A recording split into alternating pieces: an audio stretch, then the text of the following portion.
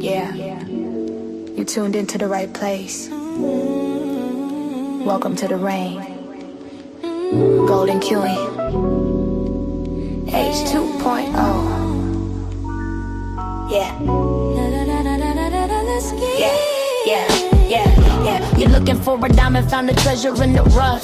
Tired of all the noise, cause you finally had enough. I'm here to build a movement on a mission for the nation. Dropping gems of knowledge, killing all the hesitation. We fighting for the truth, yeah, we fighting for what's right. Building unity and shining up a brand new light. It's a variety channel, but the vision's crystal clear. Pushing us all forward, conquering the doubt and fear. Welcome to the Queendom, H 2.0 on your screen, where the content's real and smart and funny in between. This is more than just a stream, it's a platform for the change.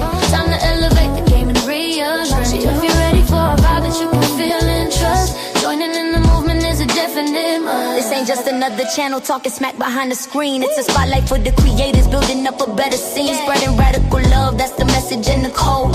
Helping everybody carry up a heavy load. From social justice issues to the laughter that we need. Planting seeds of progress, watch them grow from just a seed. This is authentic, this is raw, this is everything you saw. Welcome to the battle that is truly being fought. Ooh, so come with your respect and see the real effect. Cause I protect my own right here on the throne. Don't make me envy. Unleash the dragon.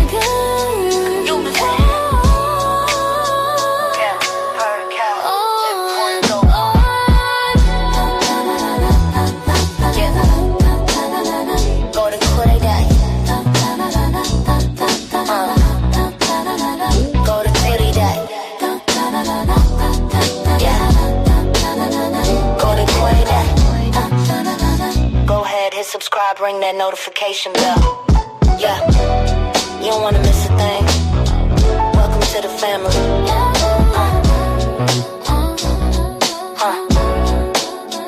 Yeah.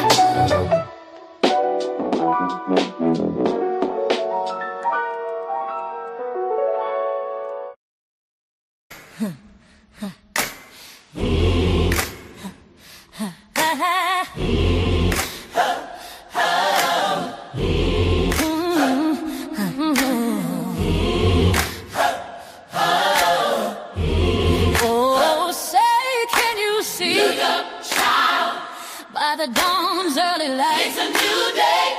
What so proudly we hail at the twilight's last gleaming. Hold your head, whose broad stripes and bright stars through the perilous fight, all the ramparts we watched were so gallantly streaming, and the rockets' red glare, let it shine. The bombs bursting in air, we won't back down. Gave proof through the night.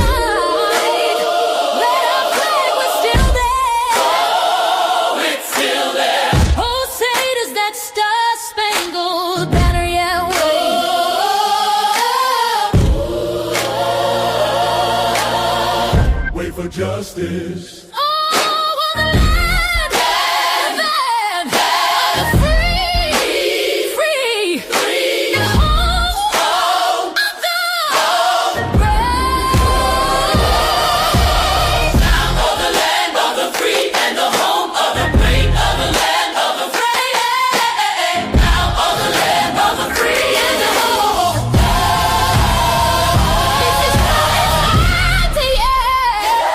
Down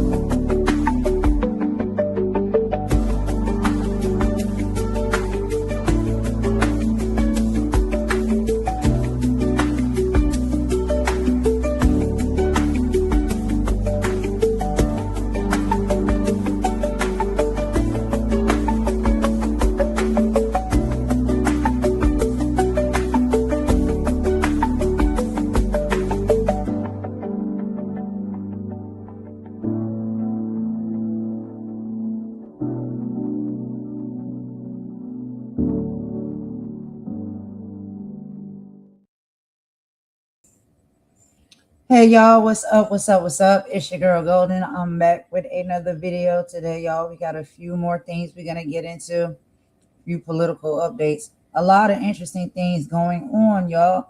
But it's about 12:06 p.m. here Eastern Time in the Carolinas and United States, and the weather's a bit chilly outside and a little gloomy today, but it's still a good day. I hope you guys are having a good day in whatever respectful time zone you're in, whether it's morning, afternoon, evening, or night. But yeah, I hope everyone is doing well. I'm going to go ahead and give you guys a brief synopsis of what we're going to be talking about on today's live. As you can see in the backdrop in the title, we got some Clintons stuff to talk about. We're going to be talking more about Epstein stuff, Joe Scarborough's outrage, Tom Homan, Senator Mark Kelly, and interestingly enough, there's a story about a MAGA family that now are regretting some of their choices and decisions pairing with this administration and MAGAs. But we'll get into all of that. Let me give y'all some details as to what we'll be talking about. So on February 2nd, 2026, Bill and Hillary Clinton officially abandoned their legal stonewall, agreeing to sit for filmed and transcribed depositions. Hillary is scheduled to speak and sit on February 26th, and Bill following the next day on February 27th.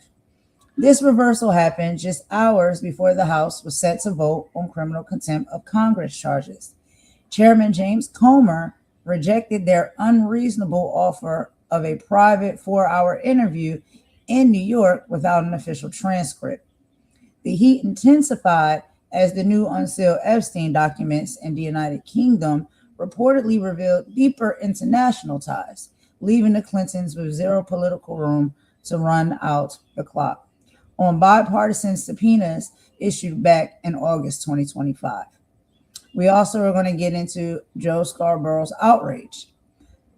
He speaks just like many of us have spoke and is asking not just Republicans, but the people, are you proud of this?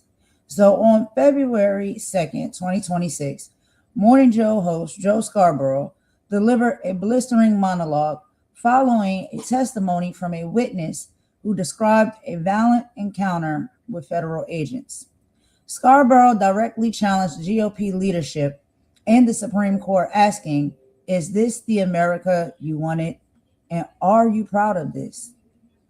Public sentiment has shifted sharply following the unalivings of Renee Good and Alex Preddy, a VA nurse with no criminal record, who was pow-powed by federal agents during Operation Metro Surge. Scarborough argued that paramilitary forces are now roaming American streets without constitutional checks. Also, we will get into Tom Homan's 700 agent withdrawal from Minnesota. Border Czar Tom Homan announced on February 4th, 2026, that he is immediately drawing down 700 federal agents from the Twin Cities, reducing the presence from 3,000, down to 2,000. Homan frames the move as smart enforcement, claiming that unprecedented collaboration from local county jails, who are now handing over detainees directly to ICE, makes large-scale street raids less necessary. Wow. While state officials see this as a retreat following intense local unrest, Homan warned that the drawdown is contingent on continued local cooperation, vowing that the administration's mass deportation goal remains unchanged. We're also going to get into Senator Mark Kelly's lawsuit against the Pentagon. Senator Mark Kelly filed a historic lawsuit in January 2026 against Defense Secretary Pete Hegseth. The dispute centers on secretarial letter of censure issued after Kelly appeared in a video telling troops they have a duty to refuse legal orders. Hegseth labeled Kelly and 5 other veterans in Congress as the seditious six. Kelly is fighting to block a retirement grade review that could strip his retired Navy rank and pension. He argues the move is unconstitutional retaliation for protected political speech and legislative oversight. And finally, we will get into the Magna business collapse in Minneapolis. Following the viral Reese Waters Run Deep segment, a Minneapolis couple who owns a local business has reportedly seen their revenue crater. The couple's social media posts during the height of the Metro Serve unrest went viral, leading to a massive community backlash. They are now making public pleas for support, highlighting how the national cancel culture debate is manifesting in the very streets where the federal surge is taking place. I don't know what you guys think about this, but let's go ahead and get into it. So we're going to start off with Morning Joe. And like I said, we'll be talking about his great monologue that he made and the questions that we all are asking too. Are you proud of this? And is this the America you wanted? Let's go ahead and get into this video, y'all. And per usual, I'll meet y'all over in the chat.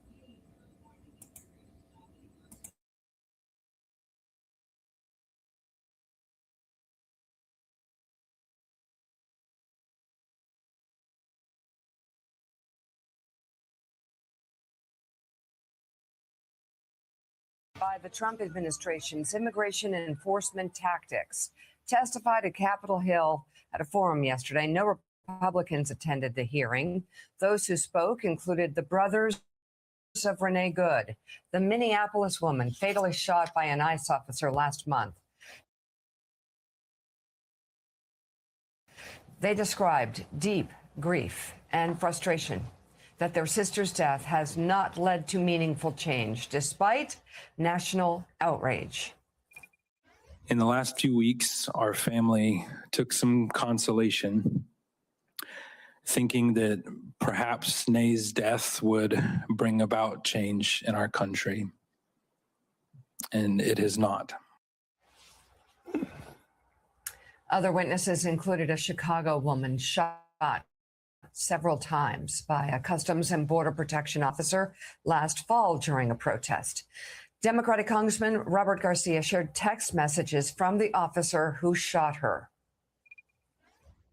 Ms. Martinez, these are images of texts sent by the agent who shot you. And they're actually disturbing to read, but I think it's important for the public to see this. The agent linked an article about your shooting and texted, "Read it. 5 shots, 7 holes. I fired 5 rounds and she had 7 holes. Put that in your book, boys." Oh, well, it is what it is. Happens. This is someone that works for the United States government. I fired 5 rounds and she had 7 holes. Now, he was talking about you, and it's our understanding that he was actually bragging about his aim shooting an unarmed American citizen. Is that right?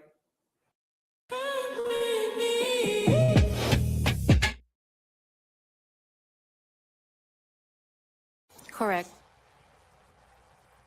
Gunning down unarmed Americans in the street. Let me say that again. A paramilitary type force has been created by the DHS that guns down Americans in the streets of America. And here, an unarmed woman, American citizen, shot 5 times, left with 7 bullet holes in her. And what are they doing? They're bragging about it. The shooter brags about it on text, saying, "I shot her 5 times, fired 5 rounds, and left 7 bullet holes in her," and then brags about it to his other. This is so beyond. Yeah. So beyond control. This would never be permitted. I plead with Republicans who still think this is okay. Or turn away. I plead with evangelical Christians who are among some of the biggest supporters of this sort of savagery on the streets of America. What would Jesus do? Not this. Not even close. Other people celebrating in the media are mocking or ridiculing the shooting of these American citizens in the street, gunning them down. And nothing apparently is changing. We're going to continue taking you through what happened yesterday on Capitol Hill, but then we're going to show you what's still happening in Minnesota with these Keystone cops that haven't been trained, that are killing Americans in the street and continue drawing their guns. It's crazy. And, you know, Mika, they will present charges and federal judges, one after another, will basically say, get out of my court. Stop wasting my time. And now they're making the argument, lawyers on Capitol Hill, lawyers in the White House. The Fourth Amendment, what Fourth Amendment? We don't need judges to get involved. We can just kick down doors of American citizens. This is such an egregious breach of the most basic civil rights, constitutional rights of Americans. This is what the Republican Party, the small government party, was supposed to be against. This is what we fought against all the time. A creeping, growing federal government that could take away our property, that could take away our guns, that might even, I don't know, shoot us because we had guns. As the director of the FBI, as the Treasury Secretary, as the President of the United States, as Janine Pirro said a couple of days ago, if you come in to my district if you come into D.C. with a gun, I'm going to arrest you. What? In 2008, there was a case called Heller. It was the first time the Supreme Court said, the Second Amendment says what it actually means. Yeah. That Americans have a right to keep and bear arms, even in the District of Columbia. Janine Pirro says no. She tries to clean it up. No, not too late. Too late. You let us know in a press conference what you believe. Donald Trump.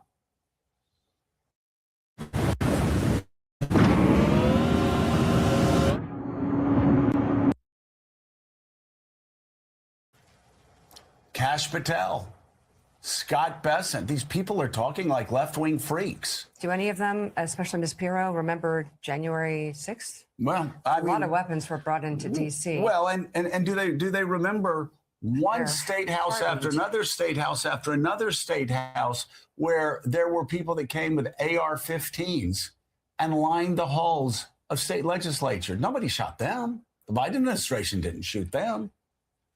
And yet a Republican administration is saying if you have guns, we have a right to kill you. If you legally have guns, we have a right to kill you. If you are in your house with your family, we have a right to kick the door down without a judicial warrant. Do you know how screwed up that is? If little Johnny wasn't there eating Cheerios, I would use another word. But Johnny's having his Cheerios, and I hope you're enjoying it, Johnny. So I'm going to say screwed up instead of the word that actually fits here. Thank you. You know how screwed up that is? I mean, that we have a federal government, and now, after they're taking over corporations, after they're taking over chunks of tech companies, after they're deciding what the hell they're going, what else they're going to take over, oil in foreign countries. Now they're saying they have a right to take away your guns or kill you if you're carrying a gun. They're saying that they have a right to kick down the doors to your house. If the DOJ writes on a piece of paper that they can, no, judicial warrants, Fourth Amendment, Second Amendment, First Amendment, Constitution. We Republicans used to always carry around Constitution in our pockets. Yeah. And, people would make fun of us. I didn't care. I carried around the Constitution in my pocket. I was very proud to do it because I actually believed in the United States Constitution. I want to know how long Republicans are going to allow themselves to be pushed around and pushed away from basic constitutional principles. Like, for instance, states run elections, not the federal government.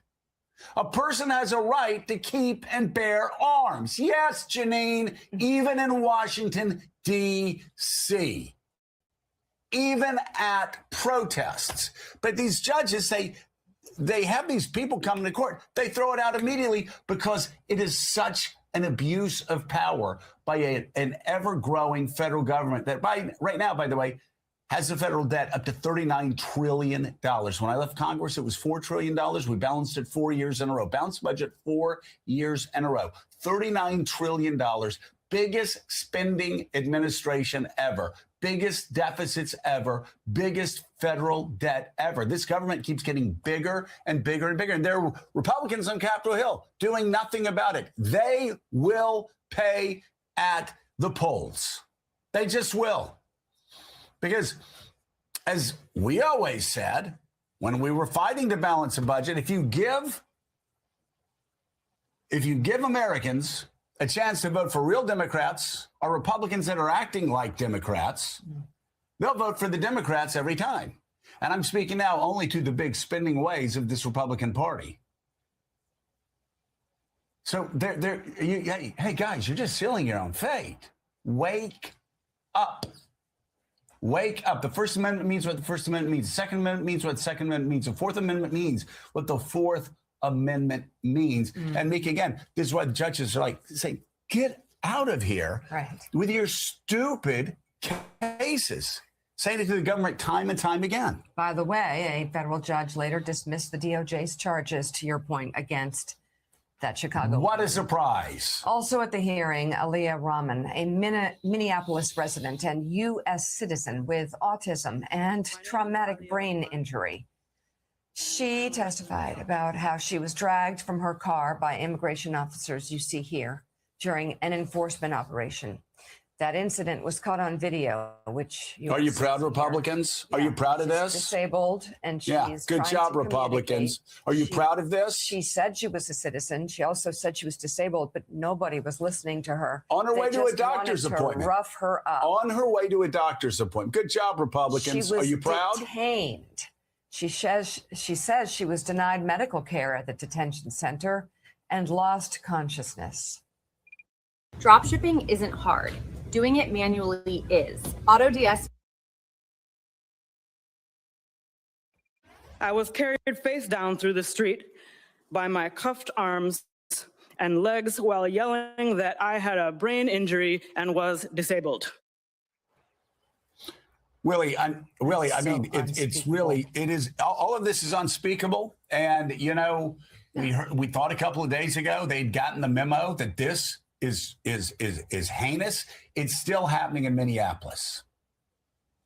Yeah, it's still happening in Minneapolis. And to your point about the search warrants too, constitutional attorney Speaker Mike Johnson said yesterday, well, we couldn't get warrants to get all these people out. It would take decades. So we got to throw that to the side and just kick in doors and drag women like we just saw out of their cars right there. The guys, I know they're cutting seatbelts, but with knives flying around to get 3-4 guys to take a woman out of a car and throw her up against the car. What is that?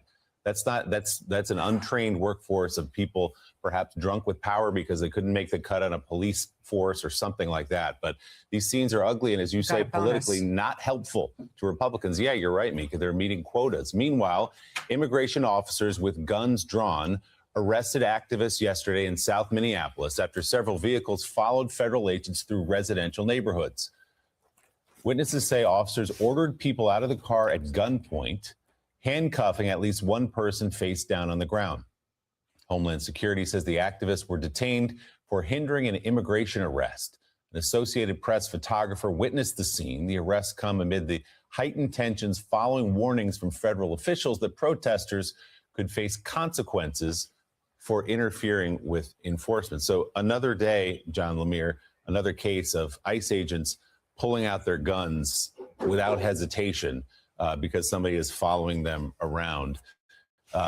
We saw the hearings. We've heard the personal testimony from people who have been through some of these incidents, that we have video of all of it. And for all the talk of a little bit of a walk back, and Tom Homan's in and Bovino's out, and we're going to scale back a little bit, and we're going to get body cameras. As we said yesterday, a lot of that is very cosmetic. It gives the impression that something has changed, but in the streets of Minneapolis and other places, they have not. Yeah, so much for de-escalation. I mean, there have been some very small steps, body cameras coming in, Homan has suggested that he's trying to put in some new tactics as to how they do this, but they haven't taken effect yet, clearly. I mean, that's a horrifying moment yesterday. Guns drawn, coming in the wakes of the deaths, the shooting deaths of 2 American citizens in the last few weeks. The other incidents, we played the video of the woman who was pulled over by armed officers who came at her car. One agent standing in front of the vehicle, gun drawn. She eventually was released when she was able to call a local police officer who was able to intervene. But this is a White House that continues to push this. Yes, there's some cosmetic changes, but Caddy, as we've been reporting in recent days, those quotas still exist. Stephen Miller is still driving how this does. DHS has now purchased gigantic warehouses outside a number of major cities, believed to will be turned into detention centers. So even if, and again, it hasn't happened yet, they de-escalate somewhat, the overall purpose is still the same. And if that's happening, and there's this culture of confrontation in a highly big budgeted agency, knowing that the president of the United States has got their back and they can act with impunity, more scary altercations like that are going to keep happening. Yeah, partly because these officers aren't trained to do what they're doing, which is trying to deal with crowd control effectively when you have protesters coming up and filming incidents. And it's evident that these you saw it with the video of that young woman. There was no need for 4 guys to be pulling a young woman who says she has a brain injury and is on her way to a doctor's appointment and is an American citizen.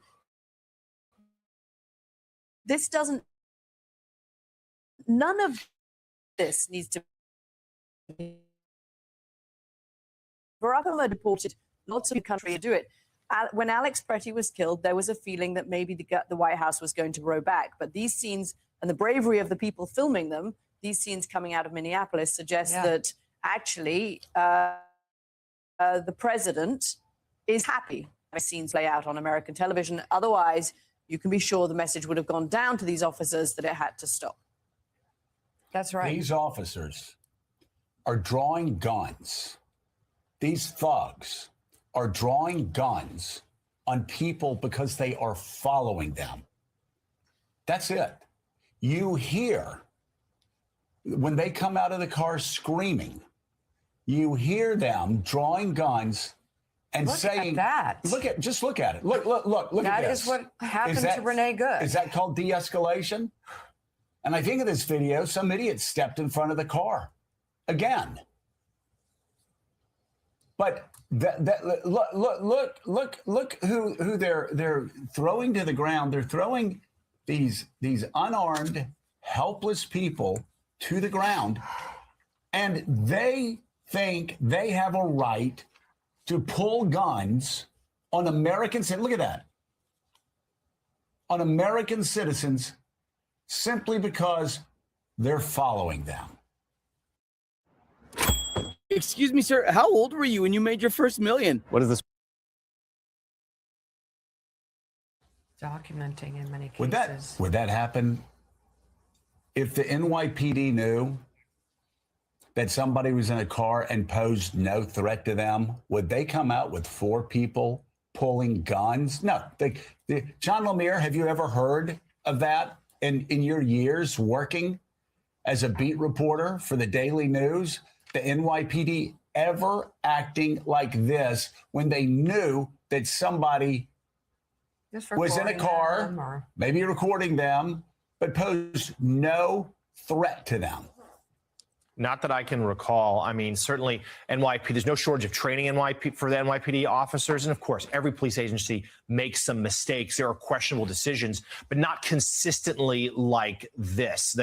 These are officers who are trained, police officers, the NYPD, I'm saying, are trained to handle crowds. They're trained to handle people filming them. They're trained to handle crowds gathering and watching what's going on. And there's not a sense of escalation like we keep seeing here. These are people, and that's part of the heart of this from the beginning. Where's the drawdown? These are ICE agents and Border Patrol agents who have no experience in urban environments, not like this, and that they don't know what they're doing. And the limited training as they're rushing these new agents to the field is yielding consequences like this. What's Tom Homan doing? Where's the drawdown? Where's the difference? Where are the changes? By the way, who's been fired? No one. Absolutely no one. So to Caddy's point, this is excellent question. What is Tom Homan doing? But don't worry, we're going to get into that next, because Tom Homan, as I reported to y'all earlier, what we'll be playing in this live, has spoken out about what he calls pulling back some of the excess agents that are in Minnesota and Minneapolis right now, only by what? Maybe 1,000, if that. However, he still stands 10 toes down in saying that this administration's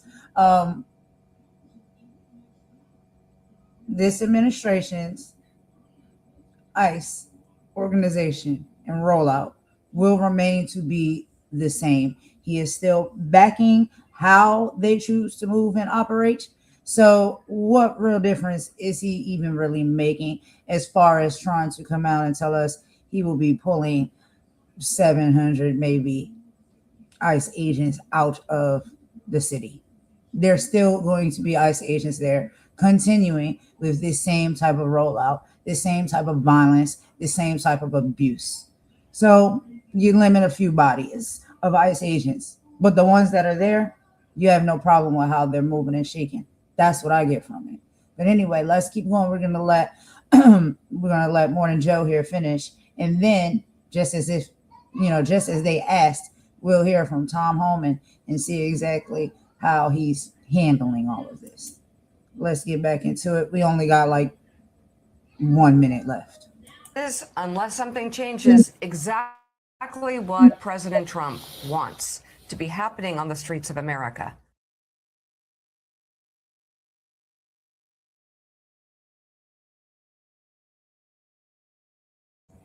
All right, so less than 1 minute, a few seconds was left. But anyway, so we're going to take a quick song break. After we do this song break, we're going to go ahead and hear from Tom Homan and see what he feels about all of this and what exactly he's doing now since he's been put in place, to clean it up, make it better. Let's just see what he has to say. I don't really see how it would be any different, but y'all let me know what y'all think. We'll take this song break and we'll be right back.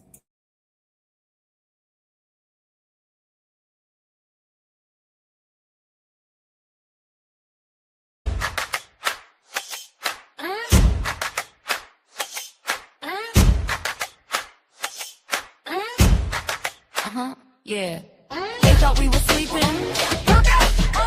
Woke up! Woke up!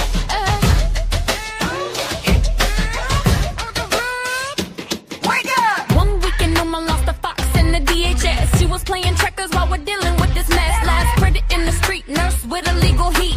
Holstered in the holster, but they killed them for the feet. Yeah, the surges hitting cities, call it metro, call it war. They're knocking down the Constitution on the bedroom door. Bleep is split. Massey screaming, what's the price? A new one's on the stand, yeah, she's skating on the ice. They stripped the bill, they removed the clause. No safety for the people, they're breaking all the laws. Rocket in the room, yeah, she's looking at the files. Comers out of time, she's been waiting for the trial. We got boots on the earth, I'm moving through the mist. They want the total surge, we're coming with the fist. Boots on the ground, yeah, the narrative is dead. Trump firing the chiefs while the streets are seeing red.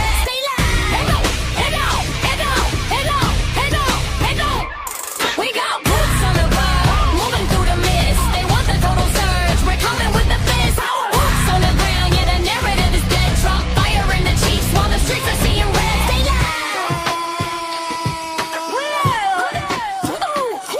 from our FBI senior, yeah, he dropped the bomb. Said bringing Homan in is a crisis never calm. It's with the Levovino, yeah, he's heading for the gate.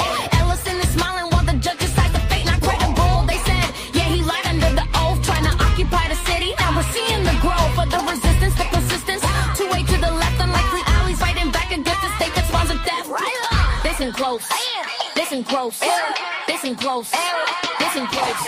They removed the ban on deporting the citizens. They're current appearing for the bullets in the prisons. From Minneapolis to DC, the wall is falling down. They can't stop the movement when we're holding down the town. Got boots on the ground, moving through the mist. They want the total surge, we're coming with the fist. Boots on the ground, yeah, the narrative is dead. Trump firing the chiefs while the streets are seeing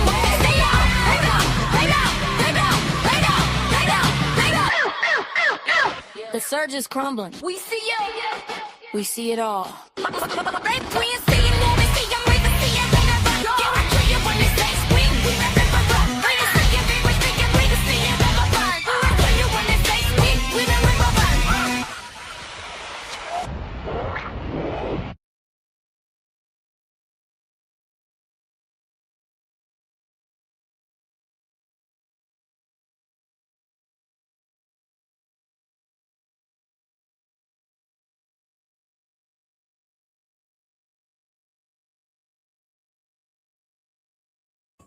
All right, y'all. So thanks for rocking with me with that song break there. We definitely are seeing a lot of boots on the ground.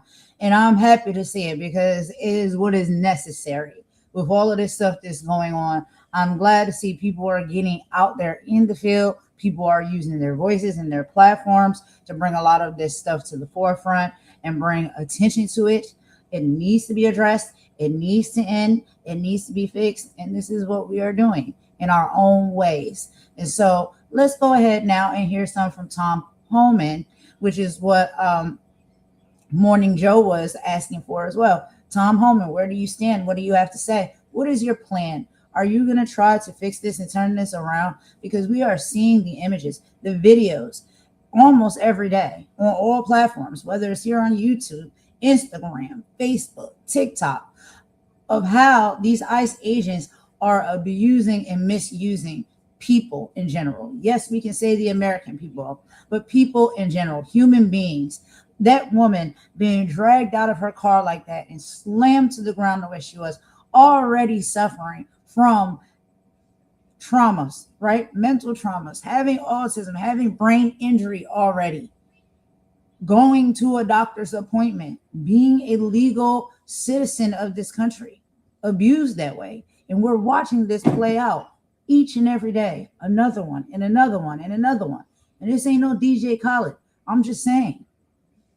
So, Tom, what do you have to say? Let's go ahead and get into this video. I'll meet y'all in the comments and per usual. I'm Tom Homan. I'm the board of President Trump. I'm here with Sam Olson, Field Office Director for the St. Paul office, and Ron Patello, Senior Advisor to the Commissioner of Customs and Border Protection, Border Patrol. Us three guys got just shy of 100 years in law enforcement, immigration enforcement. I've worked with Ron 30 years ago in Dallas, Texas. He's been with the Border Patrol's entire career. During my press conference last week, I reported I had productive discussions with various state and local officials, including Governor, Attorney General, Mayor Fry, and law enforcement officials about increasing coordination in a lawful way between the county jails and ICE to avoid public safety threats being released back in the community.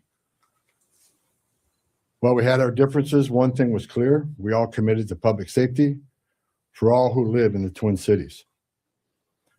We have made significant progress under the direction of President Trump, working with state and local officials here in Minnesota, and I expect that to increase in the coming weeks. We continue to have discussions. I'll have discussions this afternoon. We currently have an unprecedented number of counties communicating with us now and allowing ICE to take custody of illegal aliens before they hit the streets. Unprecedented cooperation. And I'll say it again. This is efficient, requires only 1 or 2 officers to assume custody of a criminal alien target rather than 8 or 10 officers going into the community and arresting that public safety threat. This frees up more officers to arrest or remove criminal aliens. More officers taking custody of criminal aliens directly from the jails means less officers on the street doing criminal operations. This is smart law enforcement, not less law enforcement. It's safer for the community, safer for the officers, and safer for the alien. This coordination also makes it far more safe for the Twin Cities. Arresting a public safety threat and the safety and security of a jail is the safest thing we could do. Further, less public safety risk are being released back into the communities reduces recidivism. So local law enforcement can direct their limited resources to other public safety matters in their community. This is another priority of President Trump. The state prisons already cooperate with ICE on this coordinated transfer of custody, and we thank them for that partnership, and we plan to do more with them. I also want to reiterate and emphasize, we are not requiring jails to hold people past their normal release time for immigration purposes. We're not asking anyone to be an immigration officer. We are not asking any state or local official to do immigration enforcement activity. They are not. By merely notifying us before they release them, they don't hold them 1 minute past they normally would.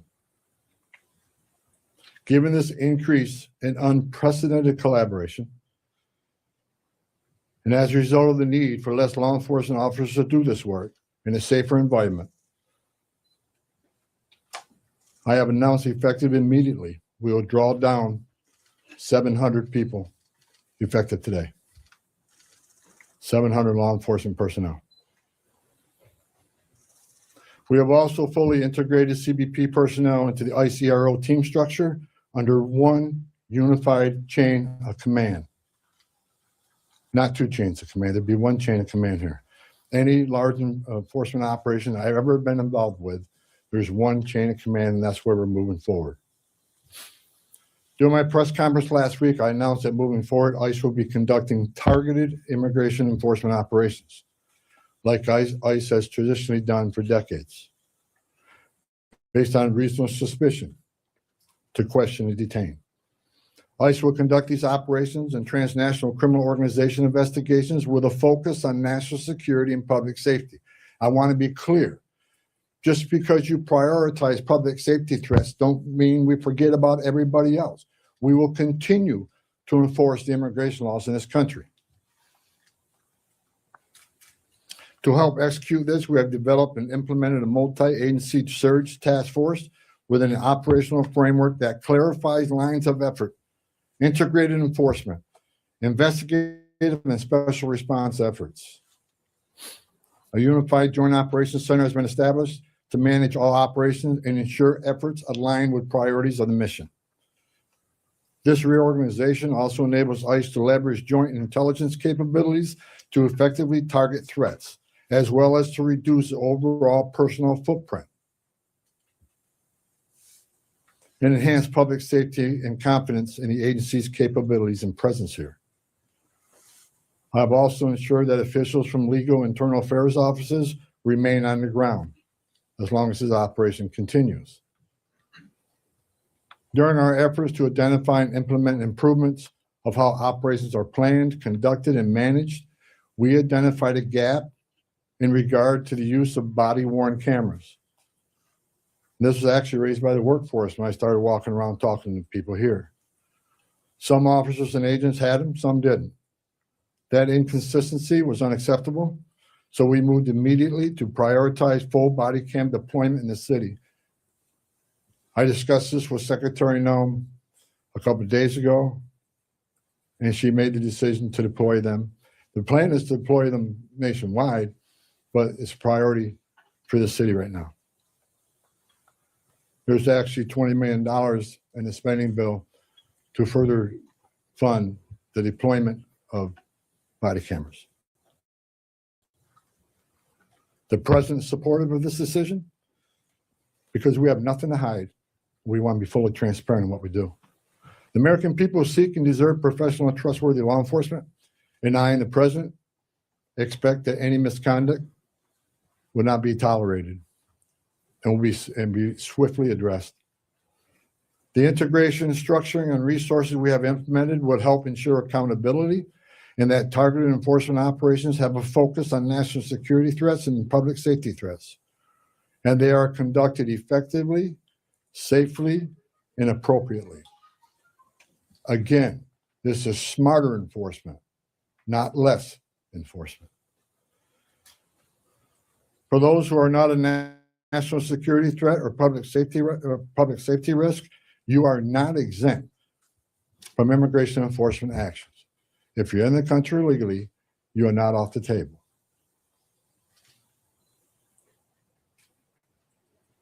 And let me You know, they talk a good game, and we keep continuing to hear all of them, each and every one of them, talking about individuals that are in the country illegally. Individuals that are in the country illegally. This is what this operation has been set up for, to find and detain individuals who are in the country illegally. My question is, why can they never address or answer questions or explain to us why citizens, people who are in the country legally, keep getting abused, attacked, tortured, and unalived at the hands of ICE officers? And then what do they say? Oopsie. There is no oopsie. They don't even say that. They don't even care. But the facts come out, and we know what the facts are. We're seeing them. We're reading them. They're present. Why can they not explain or have any comment when it comes to that? I'm just tired of them using the same old excuse, sweeping all of this mess under the rug, under the umbrella, that they have to do what they have to do because they're going after people that are in the country illegally. We keep seeing reports of the legal people losing their lives. No one should lose their life. No one should be abused and treated like this. Let's be very clear about that. So I'm not saying, oh, you know, it's okay. If they're illegal, yeah, they deserve this. No, nobody deserves any of this. I don't care whether they're here legally or illegally. It's inhumane. But the fact of the matter is, what we keep seeing reported, and the truth of what is happening is that there are people that are legal. These are people that are citizens, done everything the right way, living regular, safe lives, not messing with nobody, not hurting nobody, not harming nobody, just living their life with their spouse, with their kids, with their family, at their house, at their job. Not doing anything, not criminals, not aggressive, not dangerous. And they're losing their lives. And we're watching it play out on camera. Now y'all want to talk about y'all gonna have these cameras that they have to go around with on their uniforms. Okay. Well, we remember police officers are supposed to be going around with these cameras on their uniforms, right? So you can be transparent about what you're doing. We know y'all play with those things. You know how to turn them on and off whenever you want to. And even if they are on and something gets caught on camera that oopsie, you didn't think that would have got caught. Y'all just stick by each other and talk your way out of it, make some type of excuse and try to make the assailant out to be some type of criminal that tried to come and attack you or take your life or hurt or harm you.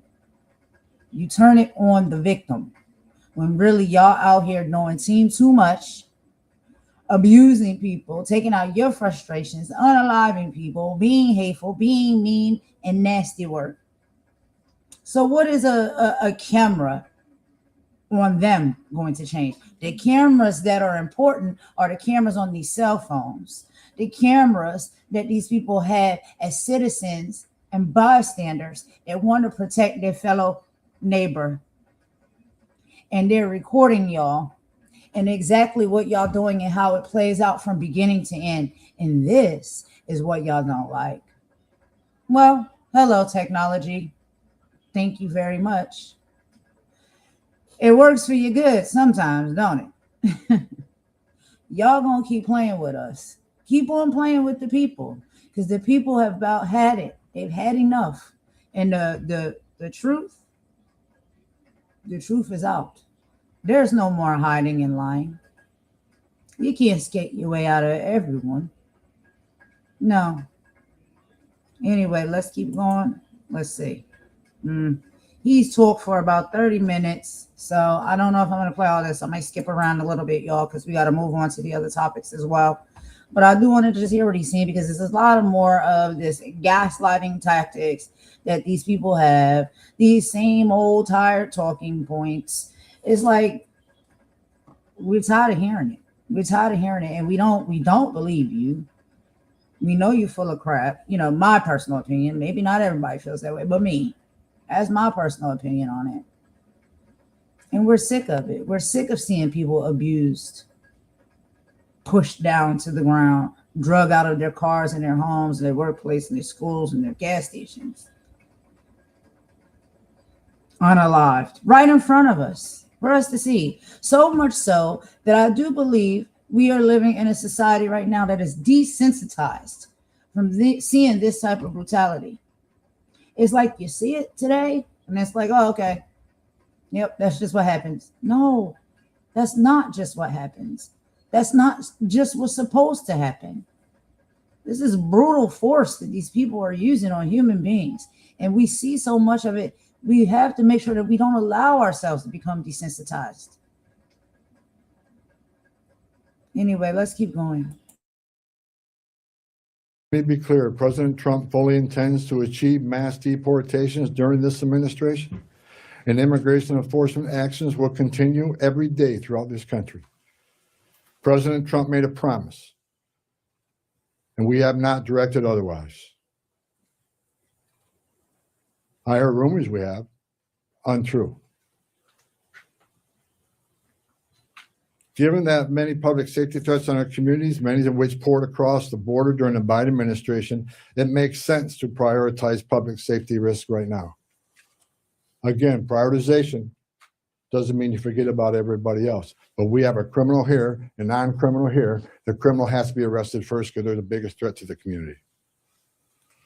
My goal with the support of President Trump is to achieve a complete drawdown and end this surge as soon as we can. But that is largely contingent upon the end of the illegal and threatening activities against ICE and its federal partners that we're seeing in the community. We will not draw down on personnel providing security for our officers. I will not let our officers be put at risk. So we will not draw down on personnel providing security and responding to hostile incidents until we see a change in what's happening with the lawlessness of the impeding and interfering and assaulting of ICE and Border Patrol officers. It is against the law to forcibly assault, resist, oppose, impede, intimidate, and interfere with federal law enforcement, including ICE officers and Border Patrol agents. Doxing law enforcement to threaten them and their families because they're executing their sworn duties to enforce immigration law that Congress passed is unacceptable. And it's shameful and incomprehensible to me that this unlawful and threatening behavior is being tolerated by anyone. As far as what I saw yesterday, the roadblocks being set up, you're not going to stop ICE. You're not going to stop Border Patrol.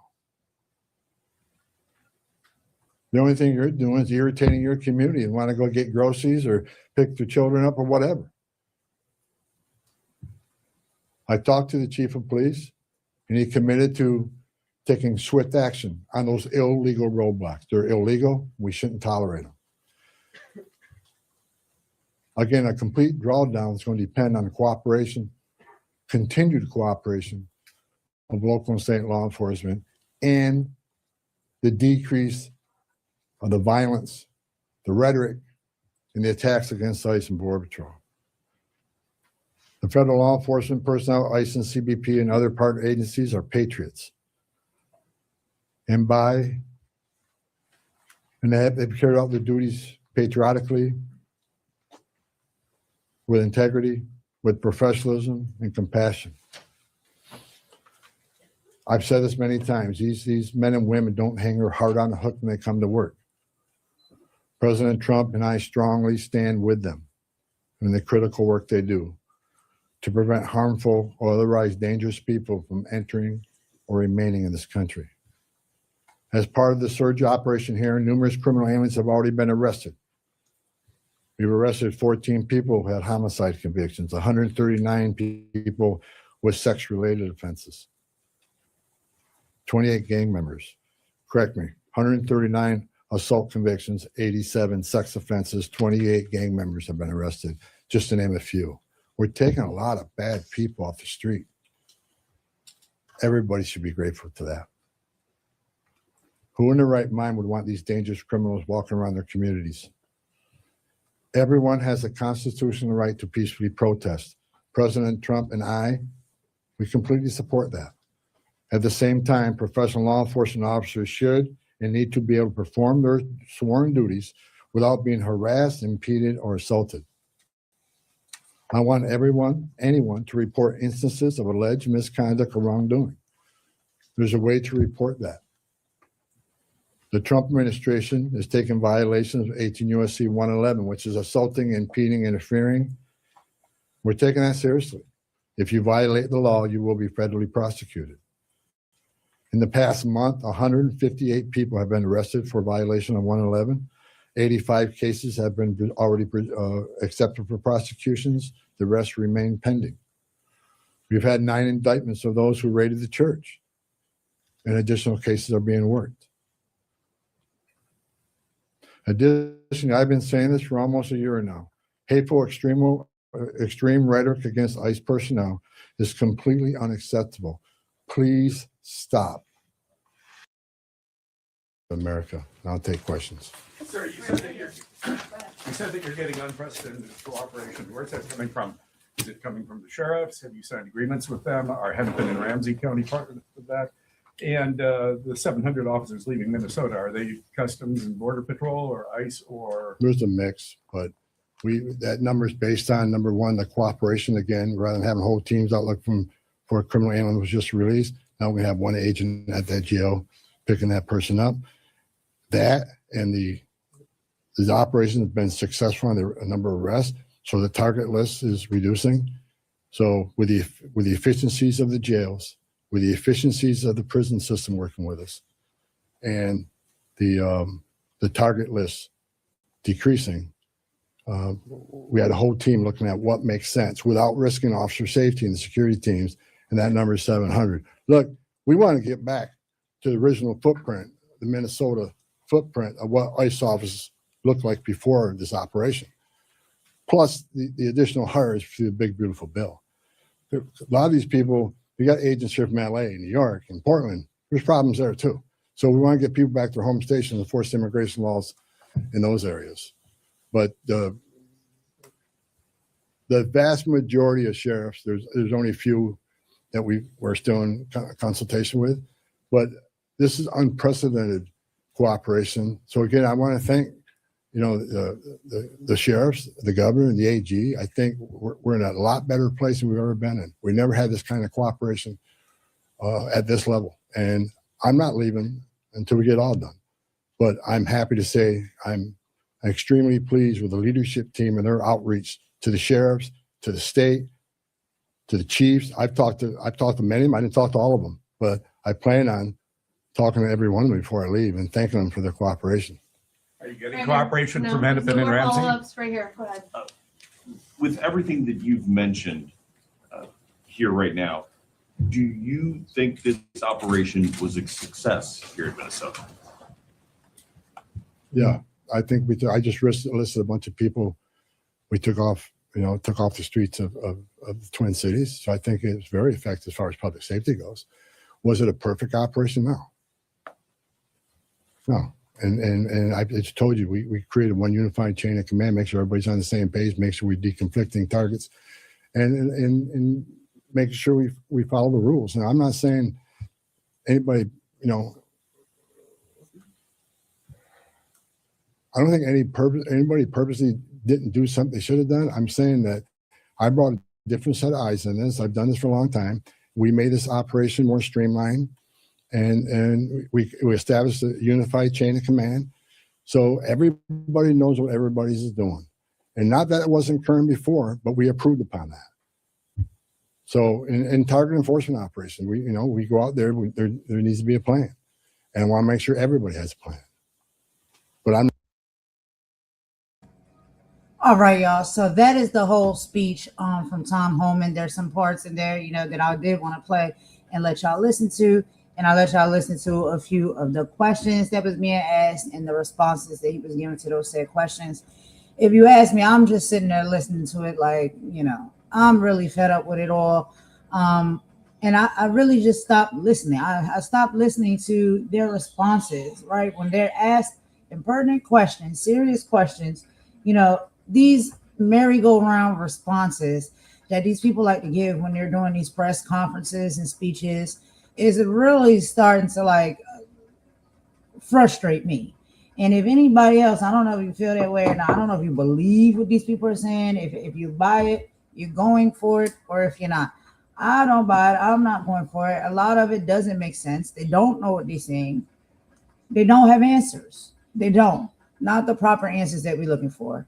But anyway, y'all, let's move right along because I don't want to keep us over at least the 2 hours today. I know last night on the last live, we hit over like the 3 hour mark, and I don't want to do that. I don't want to keep y'all here that long.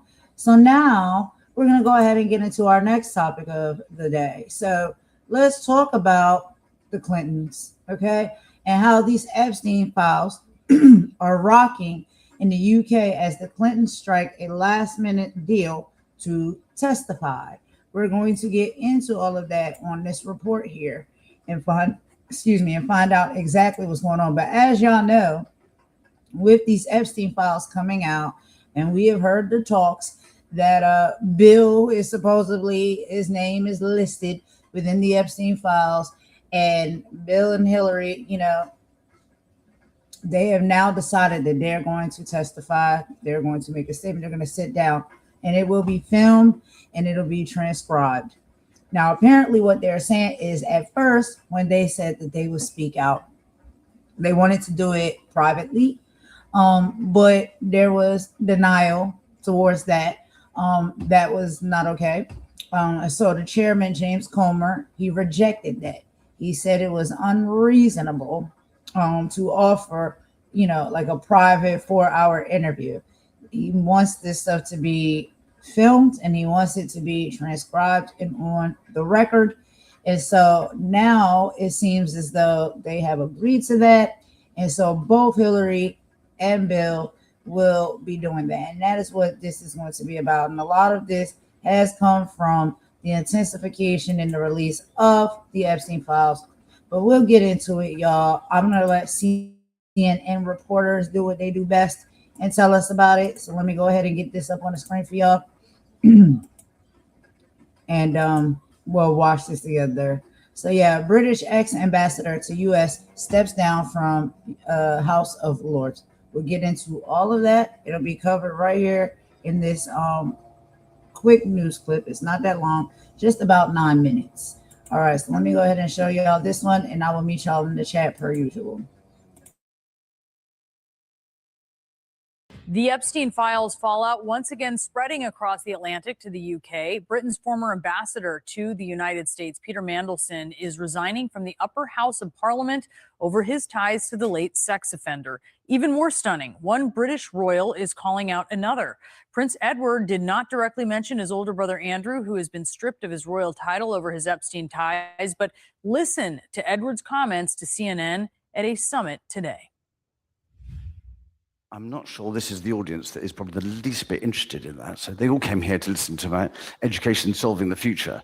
But no, I think it's all really important always to remember the victims and who are the victims in all this. Andrew is facing more scrutiny after the latest document drop revealed this photo of him on the floor with an unidentified woman or girl. And the photographs at this point do not suggest any wrongdoing. Andrew has repeatedly denied any wrongdoing, but obviously a lot of questions raised here. CNN royal correspondent Max Foster is with us now from London. Max, give us the latest on the fallout where you are. Well, we've got lots of reports about Sarah Ferguson, Prince Andrew's ex-wife, but they were living together for a very long time, and she had lots of relationships with Epstein as well, coming out through these files. So, for example, she's talking about not having £20,000 for rent. She was desperate to get a hold of that. So a very deep relationship there, much bigger than we thought. Here in the UK, the focus is much more on the former UK ambassador to the US, Peter Mandelson, because that has really roller coastered today. Initially, we heard a statement from the Speaker of the House. He read out a statement effectively from Peter Mandelson, who's a member of the House of Lords. Let's just have a listen to that.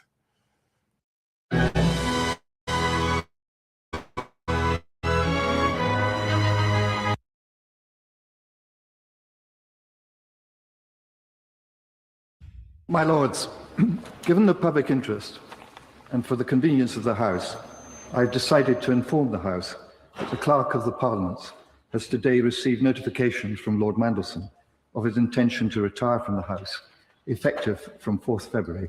I will formally notify this to the House tomorrow in the usual way. So he leaves the House of Lords, he keeps his title of Lord, but in an extraordinary move, the Prime Minister has introduced legislation tonight calling for his title to be stripped from him too. Why? This is because there were correspondence in the Epstein files between Epstein and Mandelson, which suggests that Mandelson, as business secretary under Prime Minister Gordon Brown, was leaking internal government information, market-sensitive information, which Epstein could have used to make money, effectively. And the government launched an investigation, very quickly found correspondence which they were alarmed about. They've sent that to the police. Gordon Brown sent correspondence to the police as well. And tonight, in the last half hour, we've heard the British police are now investigating Peter Mandelson, the first criminal investigation coming out of this latest drop of Epstein files. That is quite the bombshell. Max Foster, thank you so much for the latest there.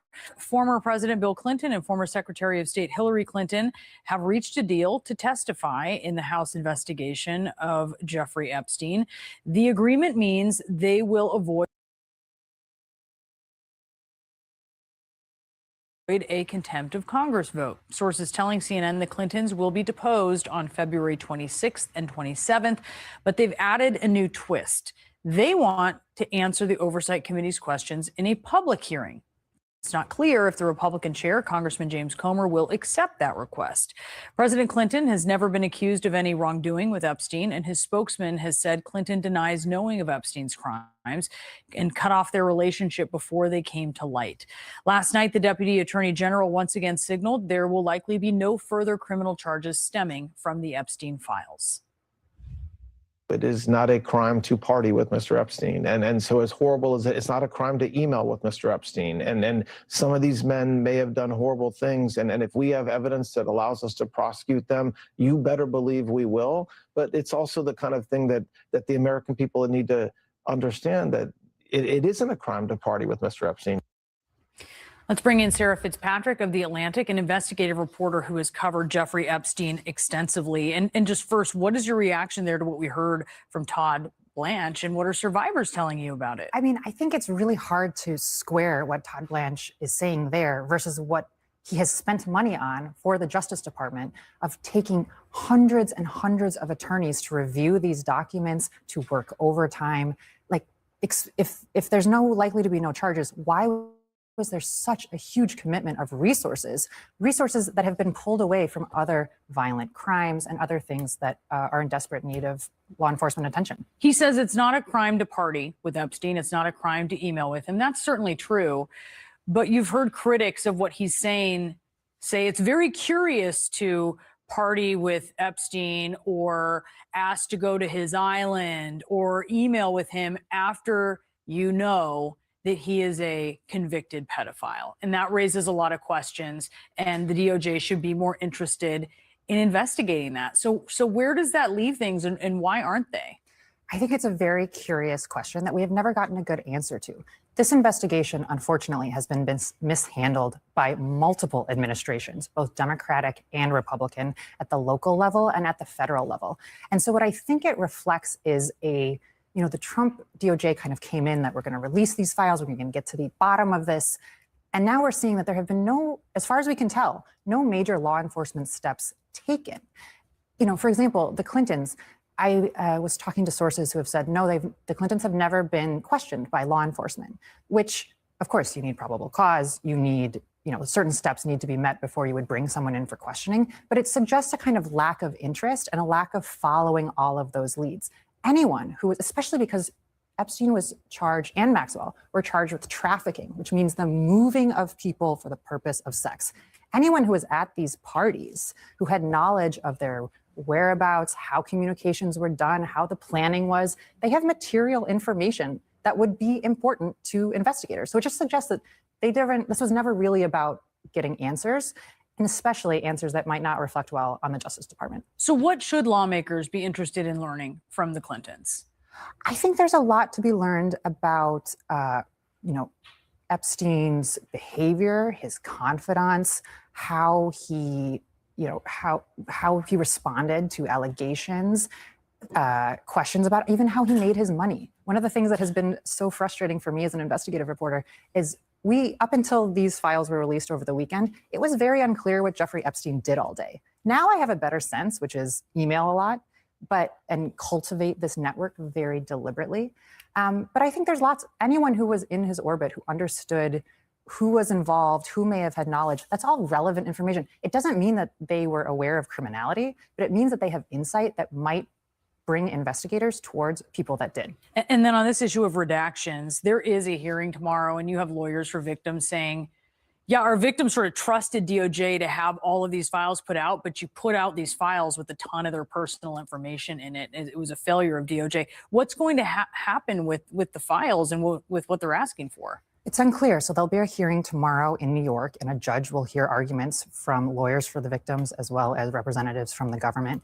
I think it would be quite extraordinary to take down this volume of information once it has already been disseminated. I think there's not a lot of great legal precedent for that. However, it was a real, there were so many months, there was so much time, there were so many people who were involved in preparing for this release. And the fact that it is done so haphazardly indicates either a lack of attention or a kind of perhaps some other motive. And I think that's what a judge will have to evaluate.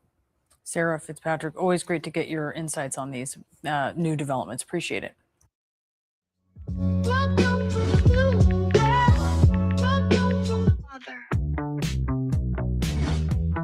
How have you been?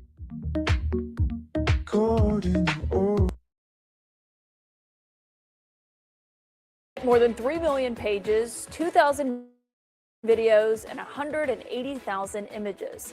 CNN teams are carefully sifting through the largest, and what the Justice Department says is the last, batch of Jeffrey Epstein files.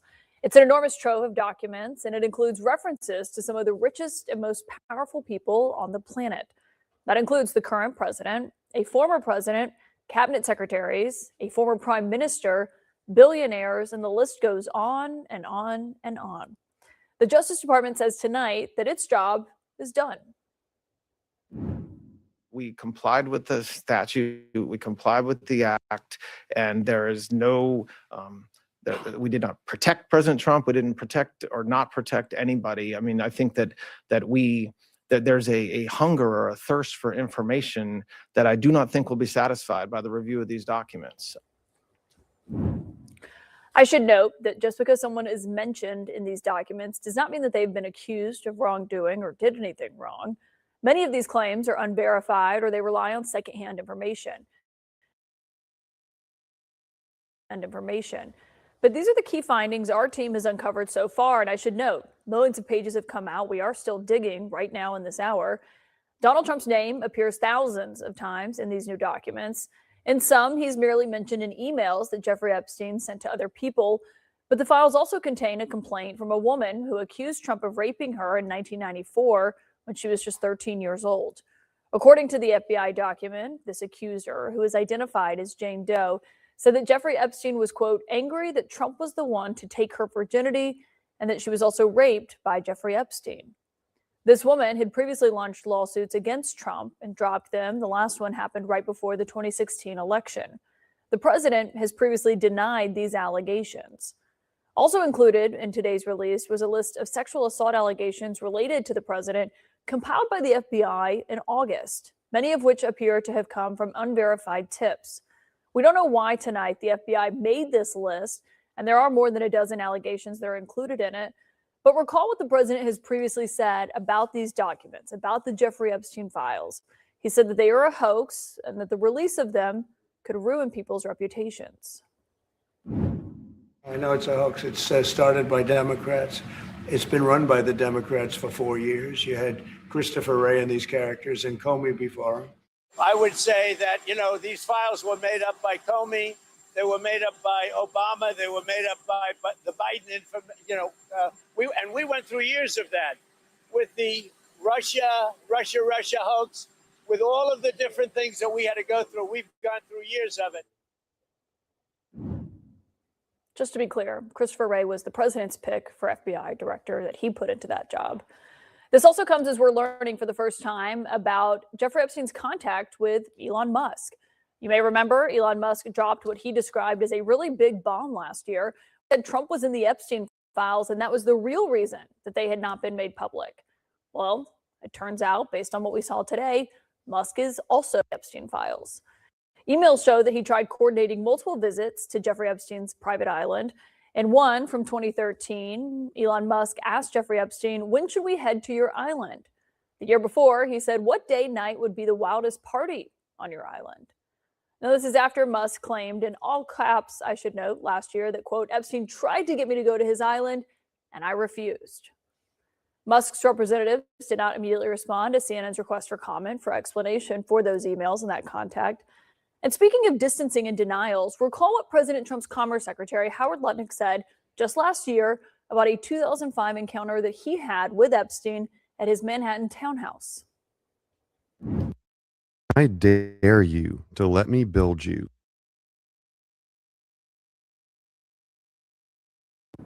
I say to him, "Massage table in the middle of your house?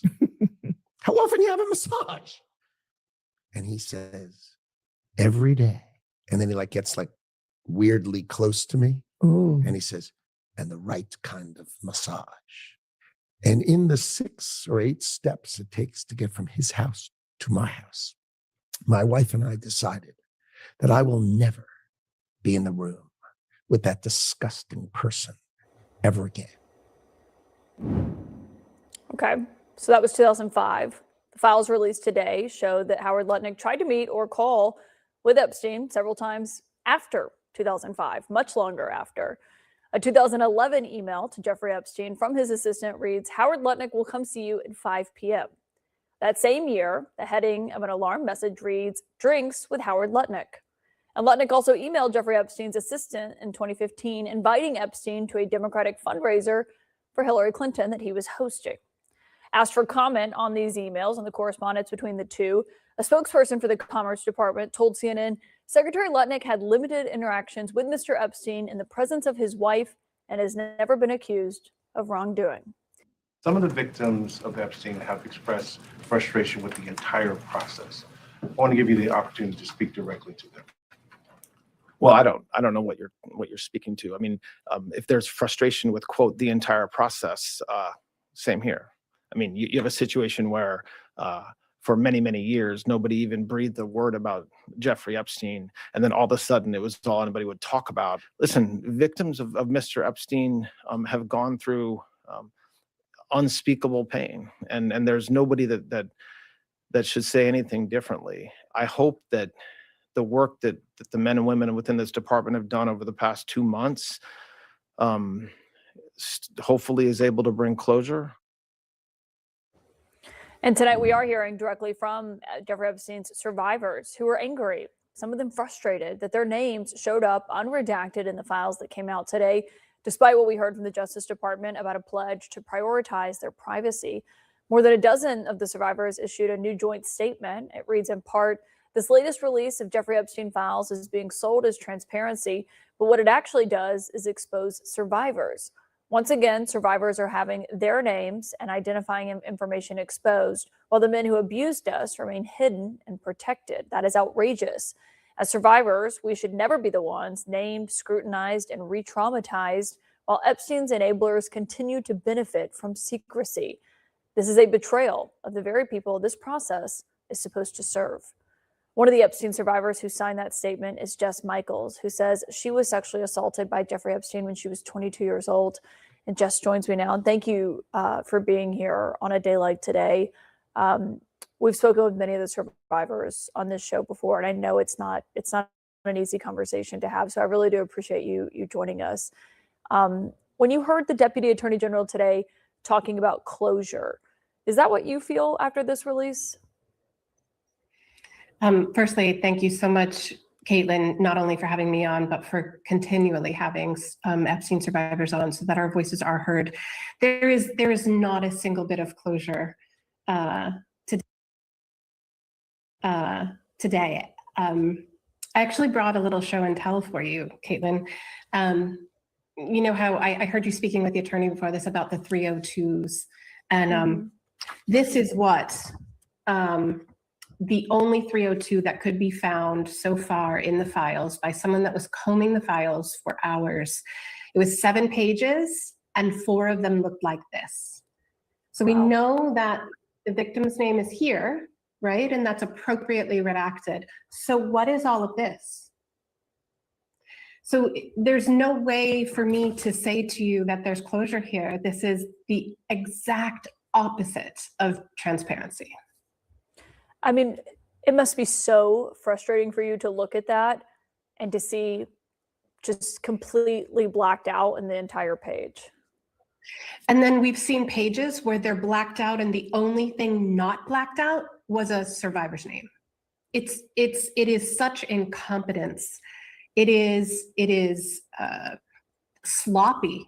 I mean, if any one of us did our jobs the way the DOJ did this job, we wouldn't be working humans.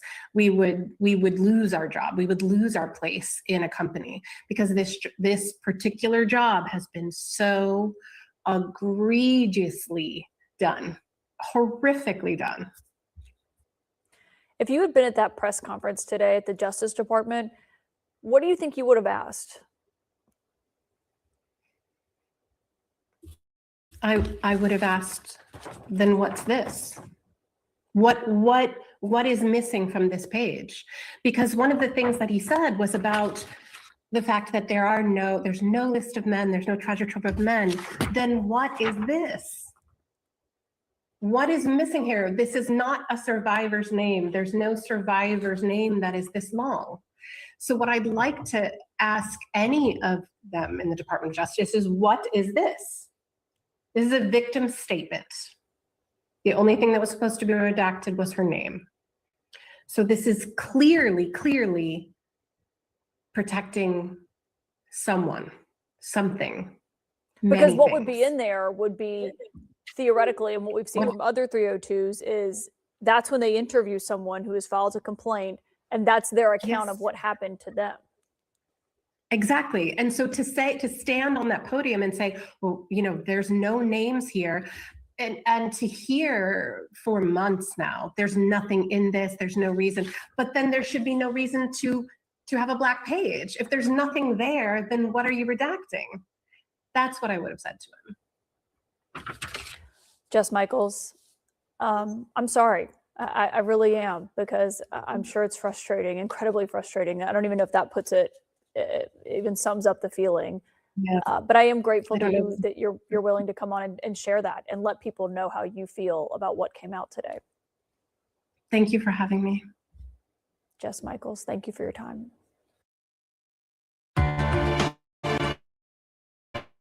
Designed for women.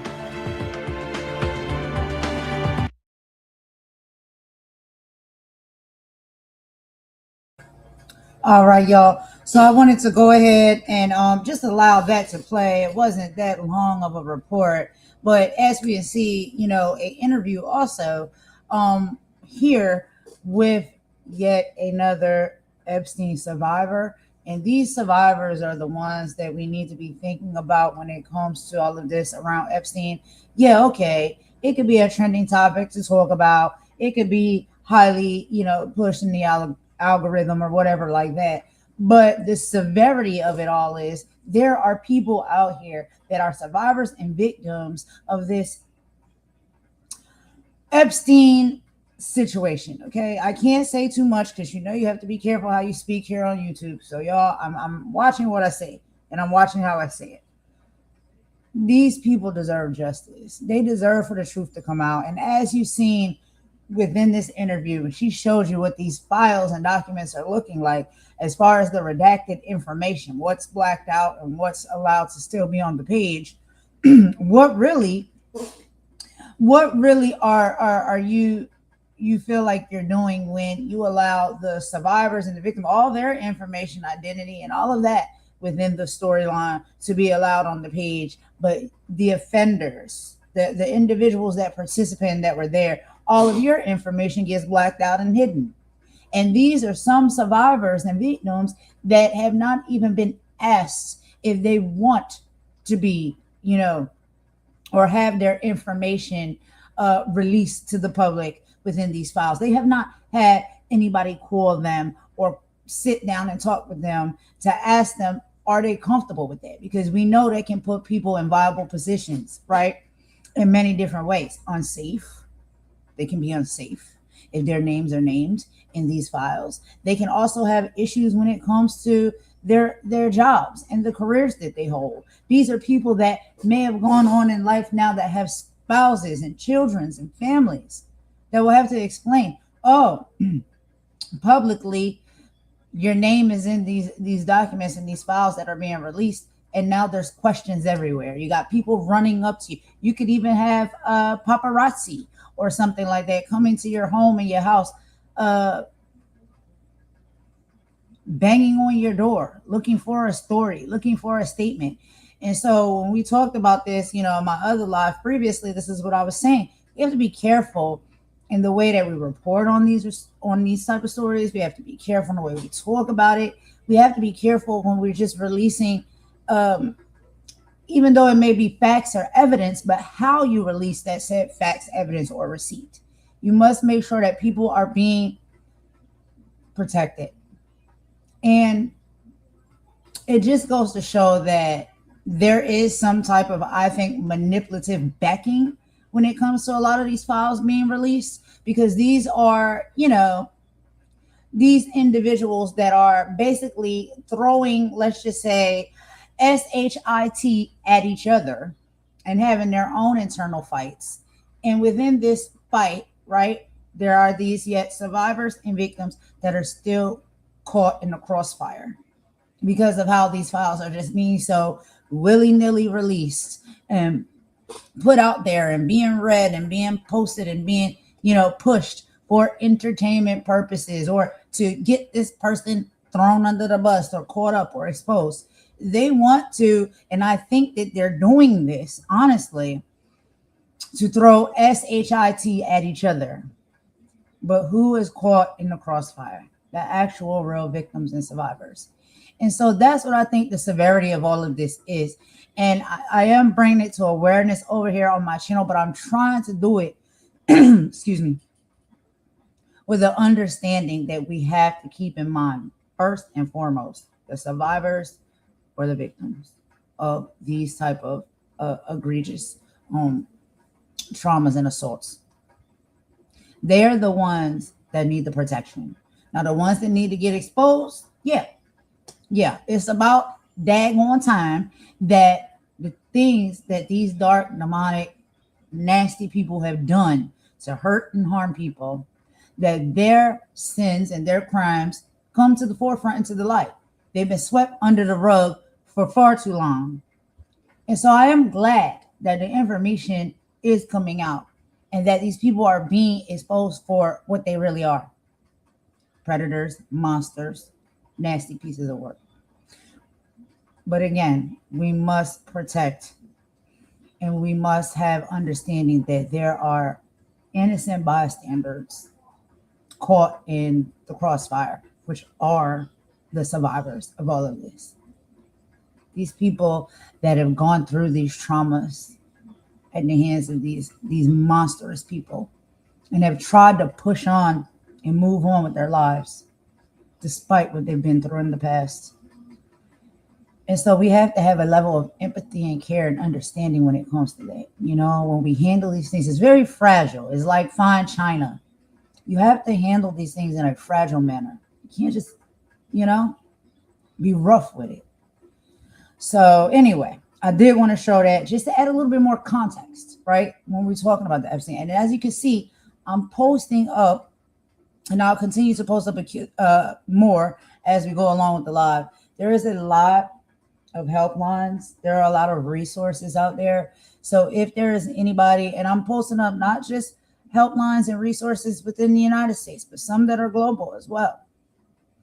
If there is anybody that needs to seek help, refuge, mental health, physical health, advice, legal advice, any type of help that you may need, there are places and organizations and groups that are in place that can give you that said help. And so I like to share these when I'm talking about or reporting on these stories to this severity, like the level of this severity when this happens to people, because the aftermath sometimes that people go through can be very, very damaging. And we just never know what someone is struggling with, wrestling with, or dealing with after being in an experience like that. And we just never know if people are still currently or in experiences like that for themselves right now to this day. And so if you are, or if you have been, there is help. There are helplines, resources, places you can call, websites you can go to if you're needing that additional assistance, because that's what it's about. But I'm going to take a quick song break here. Again, y'all, I'm sorry. We got to chop it up a little bit, you know. After I chop this up, we will be right back because we're going to go ahead and get into our next video. We're going to be talking about Senator Kelly, and he's got a lawsuit. He's got a lawsuit. He is suing. He's standing up for his rights.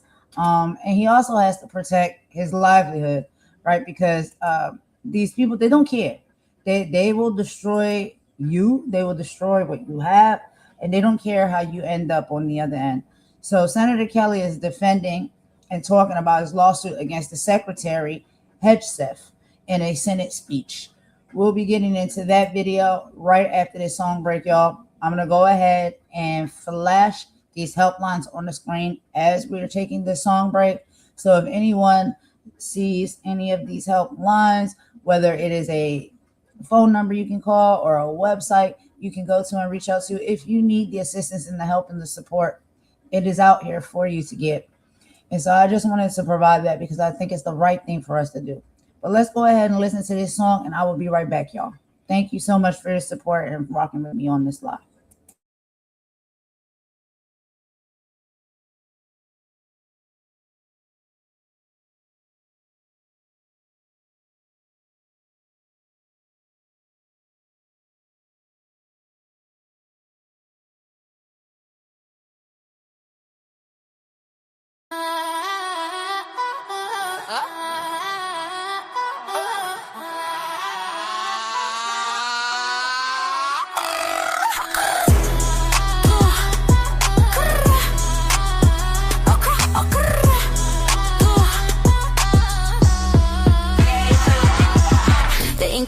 On the bill is looking faded and frayed. The fourth estate is corporate owned and heavily paid. They're trading in the facts for a narrative fabricated. If you leak the truth, you get deleted and degraded. Look, the teleprompter's glowing with the scripted out deception. A digital infection to manipulate perception. They steer the conversation in a singular direction while the First Amendment's dying with no hope of resurrection. It's a manufactured crisis, yeah, they're selling us the fear. Whispering the lies until it's all the people here. They call it fact checking just to keep the vision blurry while they bury every whistleblower in a frantic hurry. Silence in the streets, silence in the booth. A total moratorium on anyone with truth. They're tearing out the pages, yeah, they're burning down the fence. A war against the people and against our common sense. It's the sound of the silence. It's heavy and it's cold. It's the sound of the silence. It's heavy and it's cold.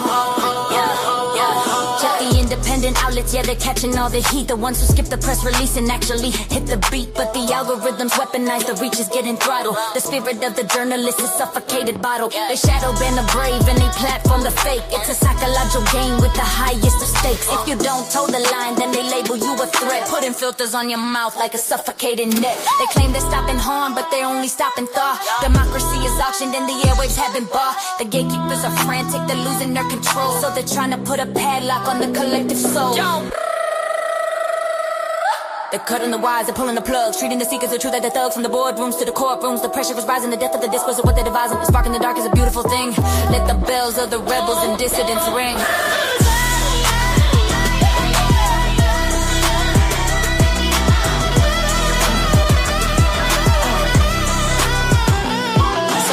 price of peace if the cost is your tongue? The songs of the ancestors are waiting to be sung. They want us quiet, compliant, and staring at the floor while they're locking up the exits and they're bolting every door. But the truth is a frequency they can't fully jam. I'm a man with a mind, I'm not a ghost in their program. No more silence. The loudest thing in the world is the truth they try to hide. Keep the mic on, keep the eyes open. Keep the eye camera silent. Keep the eye camera silent.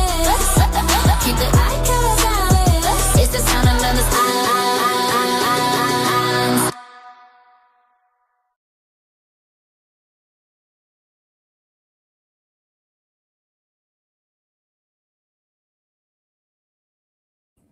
All right, y'all. So we took that quick song break, and I was just going ahead and putting up some of these helplines here. They'll be in the comment section. Some of the longer ones, they are, it might get like cut off like a little bit, half and half. So like the second part may be right after and under following the first, but most of them I'm able to fit into enough characters and whatnot for it all to be able to be, combined all together so y'all can see the numbers and the websites and stuff of that nature. But I apologize for the ones that kind of get separated a little bit. They only give you so many characters we can put in the comments.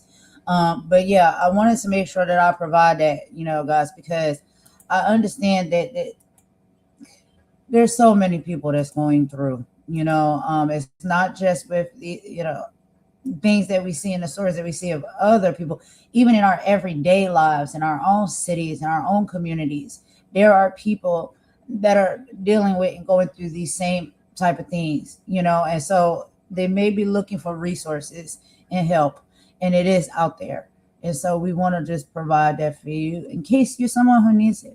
Take it silently. It's none of nobody's business as to what you may need or what you may use.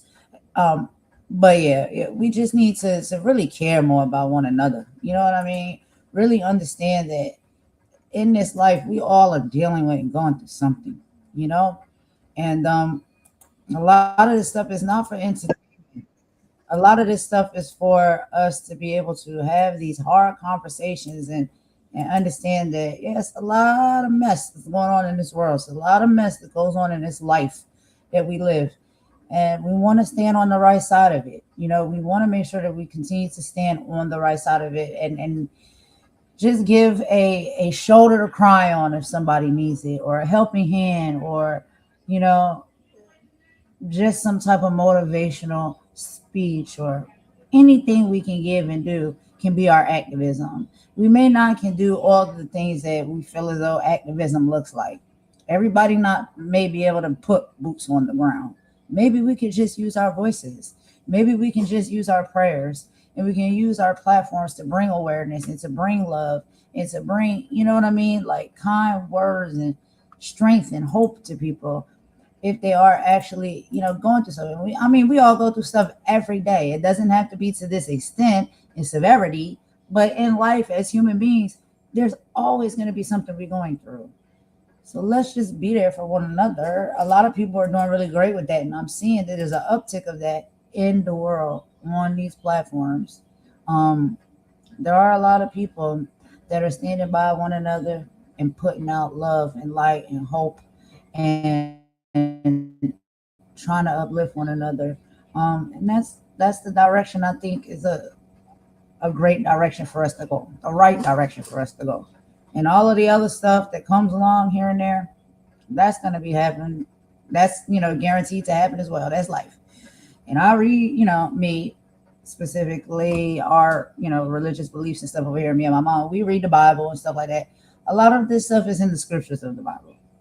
It's not always going to be sunshine and rainbows and happiness. We're going to see trials and tribulations. We're going to go through them. And we can come out on the other side of those. On the other side, there will be light at the end of the tunnel, And sometimes you got to fight through and force through. But I don't want to talk too much and preach too much because we're almost reaching the 2-hour mark. All right, so let's go ahead now. We got to get into this next video. Again, Senator Kelly is speaking up and fighting back. I'm going to let him tell y'all exactly how he feels, what he thinks, and his plans. Let's go ahead.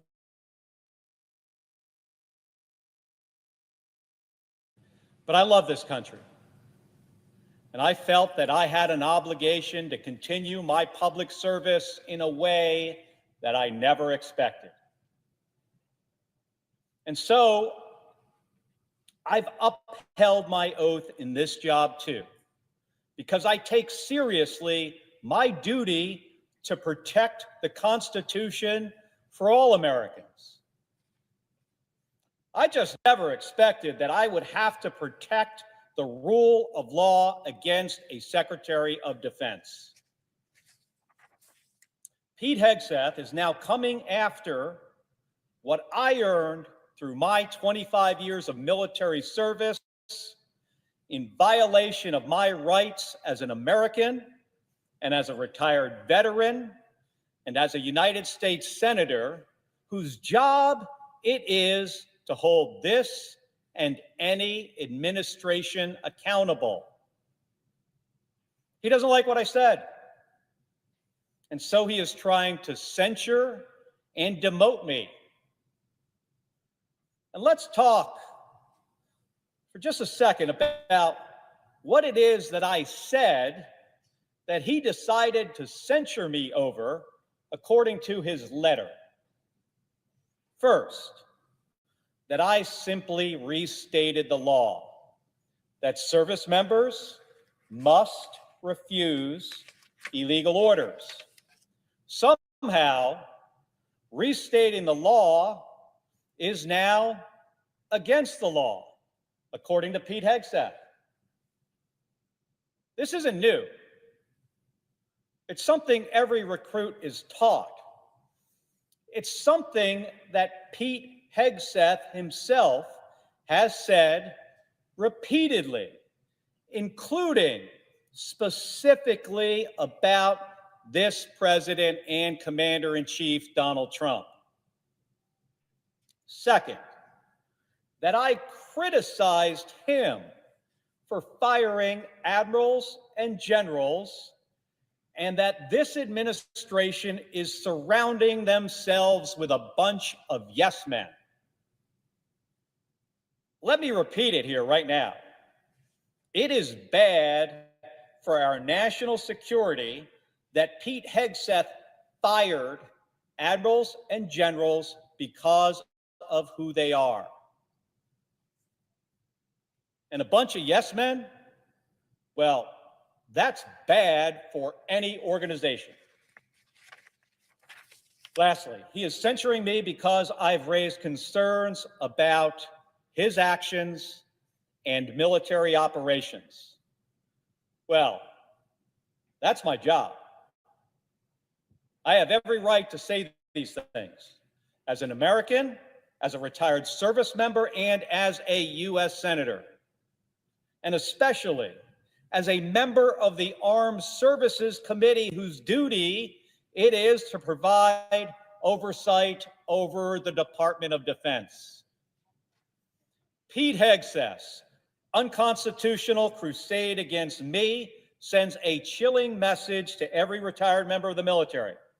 If you speak out and say something that the President and Secretary of Defense doesn't like, you will be censured, threatened with demotion, or even prosecuted. Every service member knows that military rank is earned, it's not given. It's earned through the risks you take, the sacrifices you and your family make, the leadership you display, and the respect you earn from the superiors who recommend you for promotion. After my 25 years of service, I earned my rank as a captain in the United States Navy. Now, Pete Hegseth wants even our longest serving military veterans to live with the constant threat that they could be deprived of their rank and retirement pay years or even decades after they leave the military just because he or another Secretary of Defense or a president doesn't like what they've said. If Pete Hegseth succeeds in silencing me, then he and every other Secretary of Defense who comes after him will have license to punish any retired veteran of any political persuasion for the things that they say. And by that logic, a 100-year-old World War II veteran could be hauled in and censured or court-martialed because he says something that Pete Hegseth disagrees with. That's wrong. It's not the way things work in the United States of America, and I will not stand for it. Because our freedom of speech, the separation of powers, and due process are not just words on a page. They are core principles of our democracy. When we say we have an obligation to protect and defend the Constitution, this is exactly what we are all talking about. It's this. Because that oath that I spoke about earlier, it should sound very familiar to other folks in this room, because it is the same one that every member of the United States Senate has taken.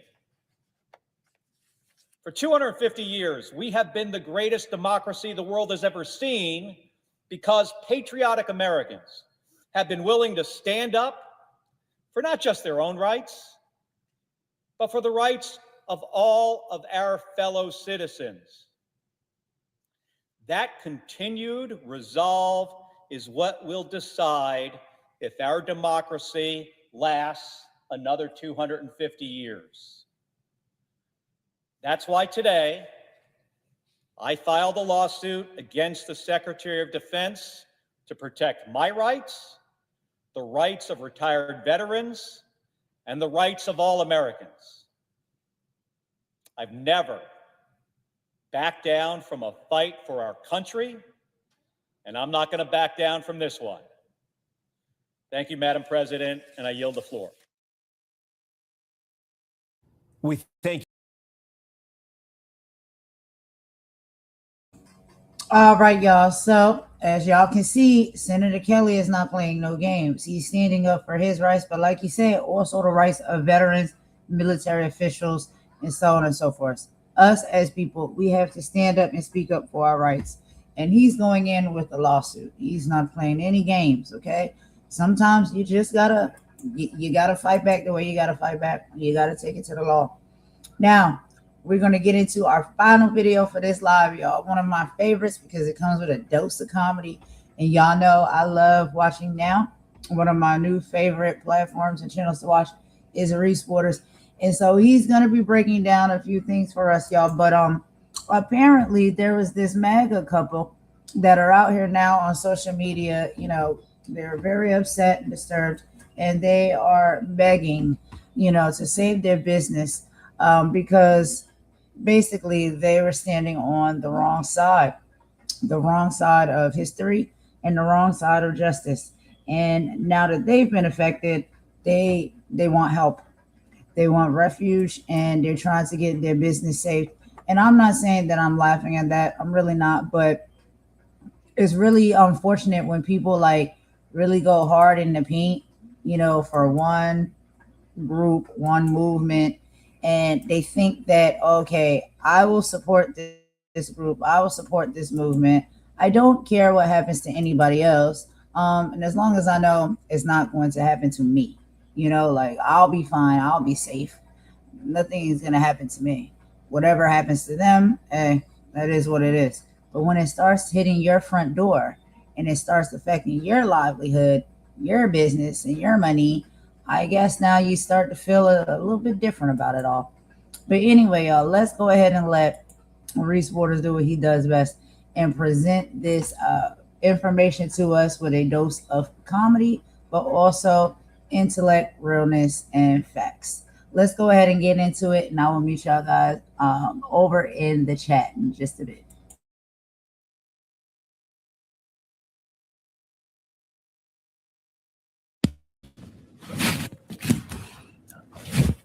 Does that look like a gun? I think it does a little bit. It's a phone. It's black, like most phones. That's crazy stuff. This, right here. Right here. What would be the act that would cause you to hold your phone like that? Like, what would be, like, if I was recording some on-the-go YouTube content and I needed to make sure they got the microphone, like, what? No, well, I hit one of the side buttons. See, that's why you don't hold your phone like that.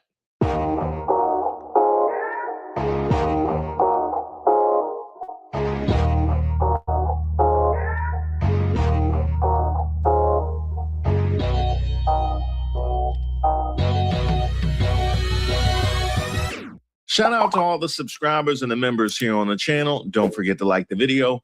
I'm Reese Waters, and this is Who Raised Y'all, where we highlight those unique individuals going above and beyond to make society worse. First of all, when these people come out and go, Tim's a bootlicker for defending us, I'm like, no, you misunderstand. It's my boots. It's mine. I voted for them. I'm wearing the boot. I'm stomping on the ground. You know, the kinds of people you'll see asking to speak to the manager at the pearly gates. I want to talk to the manager. Did he really try and claim I am the boot? This is the most relaxing game in 2025.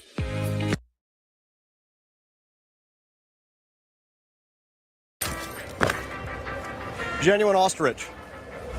3 payments. Oh! You're not making me drink toilet water. I'm drinking it myself. Oh, we could do one better. I'm not smelling their S. I'm spitting my pants.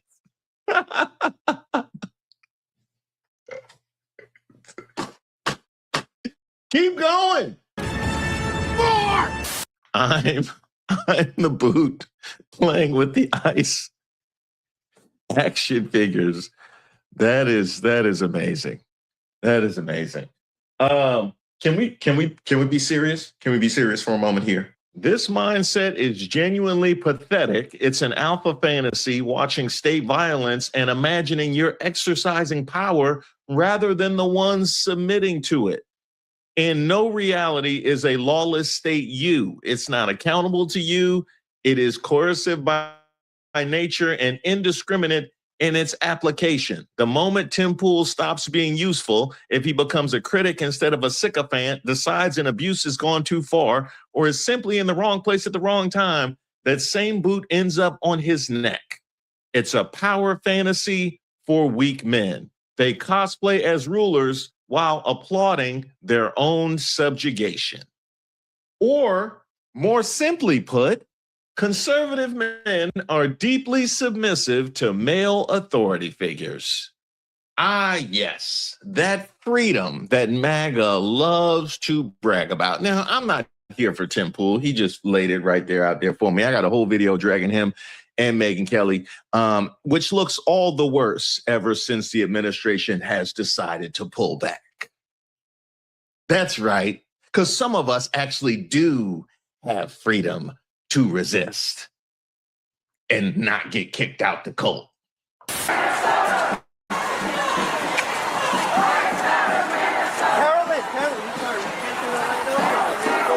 And you know what? It was much bigger than even they thought.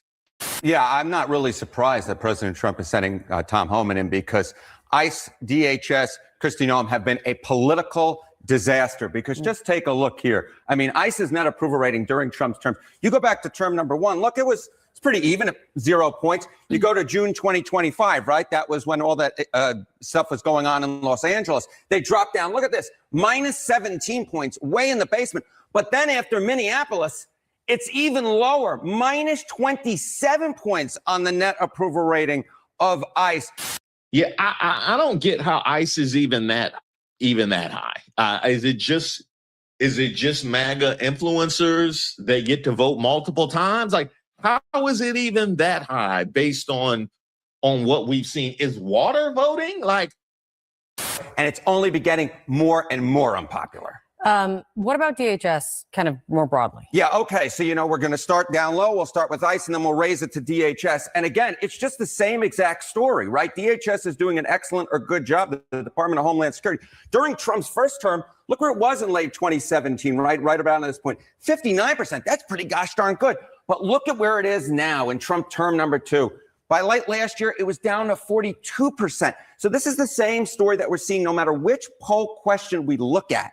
The popularity of ICE, of DHS, has completely fallen under the second Trump term, the second Trump administration, where what we were seeing during Trump's term number 1 was, hey, ICE, DHS, pretty popular, certainly not unpopular, but all the actions in Minneapolis, in Los Angeles, in these major American cities have been very much rejected by the American people. It has been a political disaster for the second Trump administration. And now, as Berman was just reading what the president was just sending out, he's now sending in Tom Homan, his border czar, into Minnesota, which leads to questions of what about the leadership of the Secretary of Homeland Security, who has inserted herself very publicly to be kind of front and center in all of these operations. Yeah, as I said at the top, I just think there's a real reason for it. And that's because Kristi Noem, simply put, Kate, has not been popular. And everything she's done, for the most part, has not been popular. Just look at her net approval rating. In July of 2025, it was minus 11 points. It's actually gotten more unpopular now at minus 16 points. Yeah, again, Kristi Noem at minus 16, how that's not minus 100? Who approves of Kristi? L'Oreal? Is this Bath and Body Works? Did y'all go into Mary Kay? Stop it. Get some help. All her approval came from Estee Lauder, didn't it? I looked at every single poll that has been conducted on Kristi Noem's popularity. Every single one, the net approval rating has been negative. ICE is negative. DHS is negative. As I said at the top, Kate, this has been an absolute political disaster for the President of the United States. It's not much of a surprise to me if he wants to push Noem to the side, Kate. And remember, this is one of the things, broadly speaking about immigration, and his crackdown of it was something he ran on and won on when it came to the last election. So what a shift in changes has been. Let's see what else the president says today. Harry, these numbers really tell a story today. Thank you. And you know what? It gets better. What do you mean by that? Worse for you. Yes, that means better for humanity, worse for you.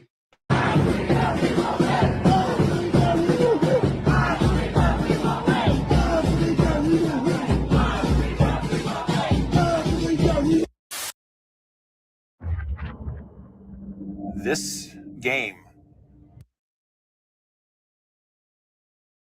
Now, let's see. We packed up Greg Bovino. They're working on an impeachment for Kristi Noem. Somebody missing. A would-be assassin tried to murder federal law enforcement, and the official Democrat account sides with the terrorist. Does this sentient suppository know that we have fucking eyes? The man was filming, went to the aid of a woman who got pepper sprayed, was attacked by a roving gang of erectile dysfunction all-stars, never touched his legal firearm, then an agent who has never found the clitoris but did find the gun, took it away, and then he was fucking murdered. And all the lowest common denominators out there are like, nah, bro, he tried to murder ICE agents. He shouldn't have been there. He shouldn't have had a firearm. These buckets of snot will say guns are a mandatory prerequisite for the government to respect your rights, and then say guns immediately invalidate your rights, and the government can execute you on the spot if you have one. Shall not be infringed. Terms and conditions may apply. If agents can pull your legal firearm from your holster, then open fire on you because you had a firearm, then you do not have a right to bear arms. Interesting. Stephen Miller is looking increasingly isolated inside the White House as others start realizing that deliberate, concerted, ethno-nationalist brutality and sadism is hurting the Republicans politically. Well, don't worry about it, Stephen Miller, because one thing we know about Trump, he is very loyal. He is he don't care if it's a liability politically, he gonna ride it out. Just ask all the people in his first administration. Mm-hmm. And the president. Have you seen the body cam video? I was unaware you had. You know what? It's going to exonerate all the agents. You're completely right. Stephen Miller saying an assassin tried to murder federal agents, and this is your response. And J.D. Vance retweeting it says something about where this administration is and how they're considering it before and after the murder of Alex Preddy. And this will go down in history as a turning point for this. Greg Bovino wouldn't be leaving tomorrow if an innocent person wasn't killed. And the double standards that are being employed for how you have to behave versus how these agents have to behave is mind-boggling to me. Kyle Rittenhouse was a conservative hero, right, for walking into a protest, actually brandishing a weapon. But this guy who had a legal permit to carry and already had his gun removed, to some people, I guess, is some sort of instigator when he was actually going to help a woman who had been pushed down and tear gassed by ICE. We have the right to protest. That should be upheld and respected. Even Fox News backing away. That's sad. Next thing you gonna tell me is Kyle Rittenhouse is dragging y'all. What? What? Who? Carry everywhere. It is your right. Hashtag shall not be infringed. Why Kyle Rittenhouse going harder than the whole NRA? That's sad. It really is. All that talking y'all did, because y'all get mad when people say you're overcompensating. Then this is how you act in the face of a real threat. The whole NRA. No, we predicted it. We predicted exactly that. The question is, what does the aftermath look like? Now that the administration has backed away, what does the aftermath look like? Now, we got a couple different camps. Like, on the one hand, we have the kind of people that just gonna ride it till the wheels fall off. Like the people who we know, I only have any idea who they are because of their willingness to carry water for the administration. Yeah, they exist. I want to show you something.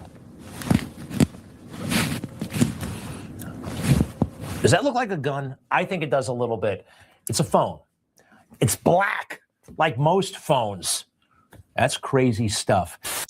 Now, just to circle back around to something that I had said earlier about the nature of humanity, obviously, giving a license to mistake a phone for a gun, right? Because it's not like Alex Preddy lost his life after he raised his phone. He was on the ground after having been pepper sprayed. So that's not even relevant to this scenario. Irregardless of that, obviously, as nonsensical as it would be to give a green light to everybody holding a phone to be executed because it could be mistaken for a gun, that's not even tenable for you because you walk around with your phone, but you'll be more than willing to try and launder that on the air just to excuse a man losing his life. Now, to that point that I made about the nature of humanity, I'm willing to remember in the before times where when you are very openly and visibly trying to excuse a man losing his life because that scenario isn't even relevant and the world that you're pushing for isn't tenable. In the before times, when you are publicly excusing a man, that would have been, as an anchor, as a news anchor, like, that would have been it. This is the world that we live in. Man, this some more bullshit. This, right here. Right here. What would be the act that would cause you to hold your phone like that? Like, what would be, like, if I was recording some on-the-go YouTube content and I needed to make sure they got the microphone, like, what? No, well, I hit one of the side buttons. See, that's why you don't hold your phone like that. That's exactly why you don't hold your phone like that. Now, that was wild. But if any of y'all know Greg Kelly, you know he can do worse. He's kind of like the Kristi Noem of news anchors. He can do worse. His name, Alex Preddy. He was 37 years old. He was an American citizen. He had no criminal record. He worked as a nurse. His patients were American veterans. He was an avid outdoorsman, a competitive cyclist, and a licensed gun owner. He played football and baseball in high school. He was a Boy Scout. American citizen, let's see, baseball, rode a bike. That could be me, except for the part where I go out and do something incredibly stupid. All those things, Boy Scout, outdoorsman, right?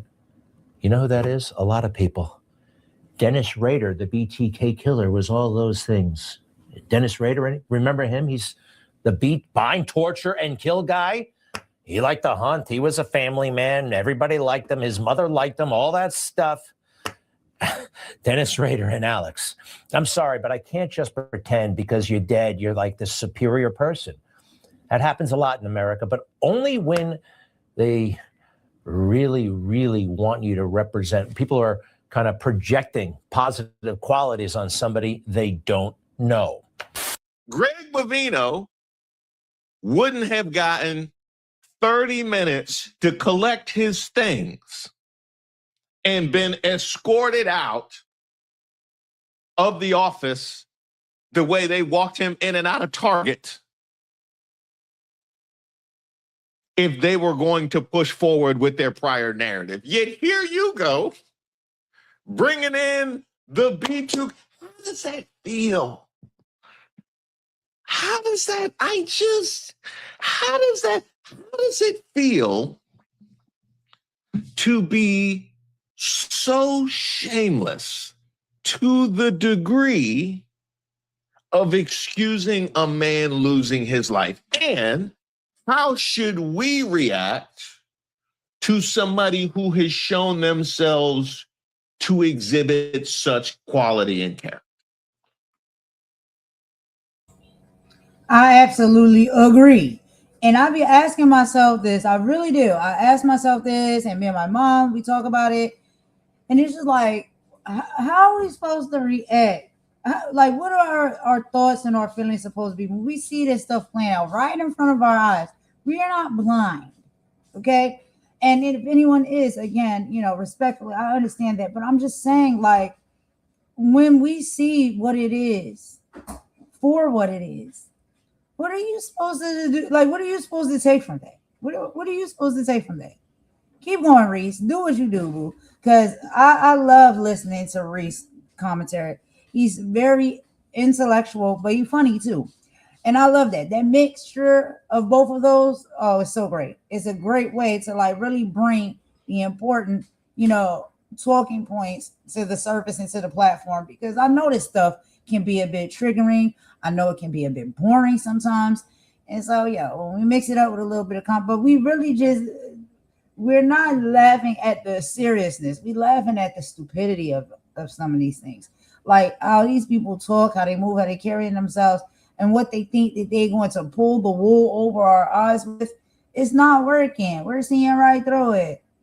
Anyway, let's keep going, y'all.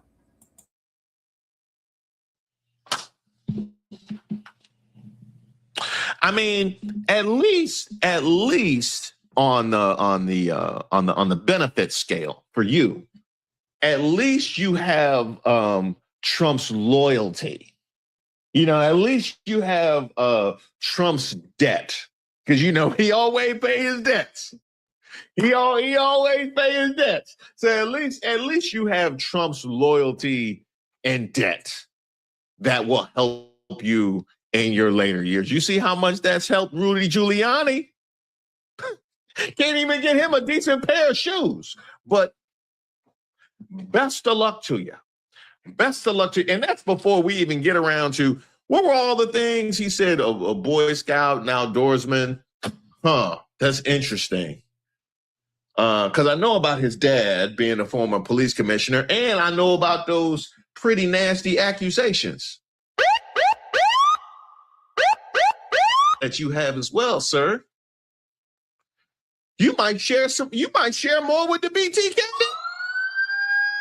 Yeah. No wonder he was front of mind. No wonder he was front of mind. That makes sense. You're gonna learn today. You're gonna learn today. And then on the other hand, you have the people that are going to try and squirm their way back into society. But see, the thing is, that's going to require a level of accountability. And I don't know if this was it, but it certainly was an attempt. Now, wasn't it?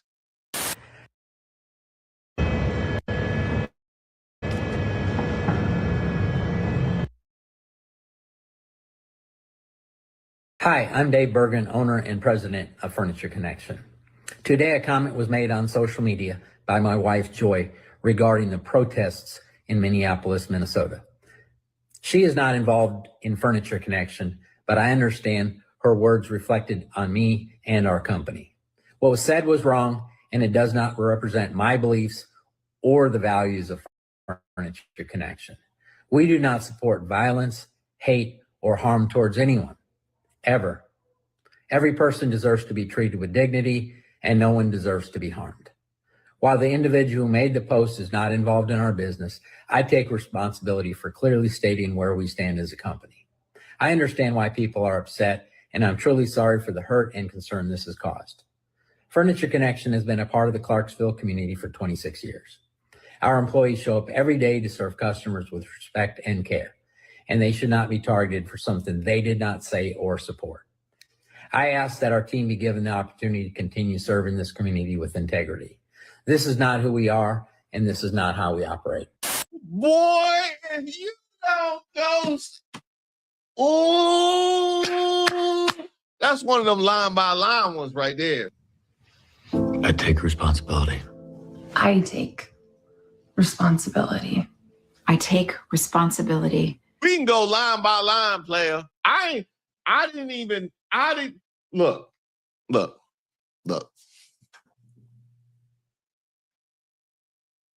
That was a terrible statement that she made. But I might have let you live. I might have let you live if you didn't read the statement. That's a fifth floor problem.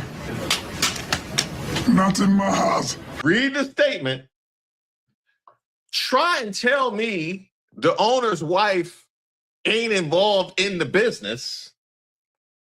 And then try and say, well, don't punish all of our customers for what she did. Now I gotta drag you. Now I gotta drag you. And for the record, she is a habitual line stepper. I was actually going to avoid posting anything about the Minnesota shooting just because it is just so mentally and emotionally taxing right now, but I came across this post on Threads. These protesters in Minneapolis deserve to be shot and put out of their misery. There has to be limits to this crap. I'm so sick of these anti-American people. Unfriggin' real frowny face. And this is Joy Elizabeth Berggren, who lives in Clarksville, Tennessee. Now, before I completely rip you into shreds, Joy, I just want to say that your Ozempic journey has been amazing. Like, you look great. You really do. Now, wait a minute. Was that a drag? Was that a drag, or did she openly admit that she's on that journey? I don't know. I didn't. Has she said she's on that journey? This is Joy and her husband, Dave. I'm going to hold my tongue on this one.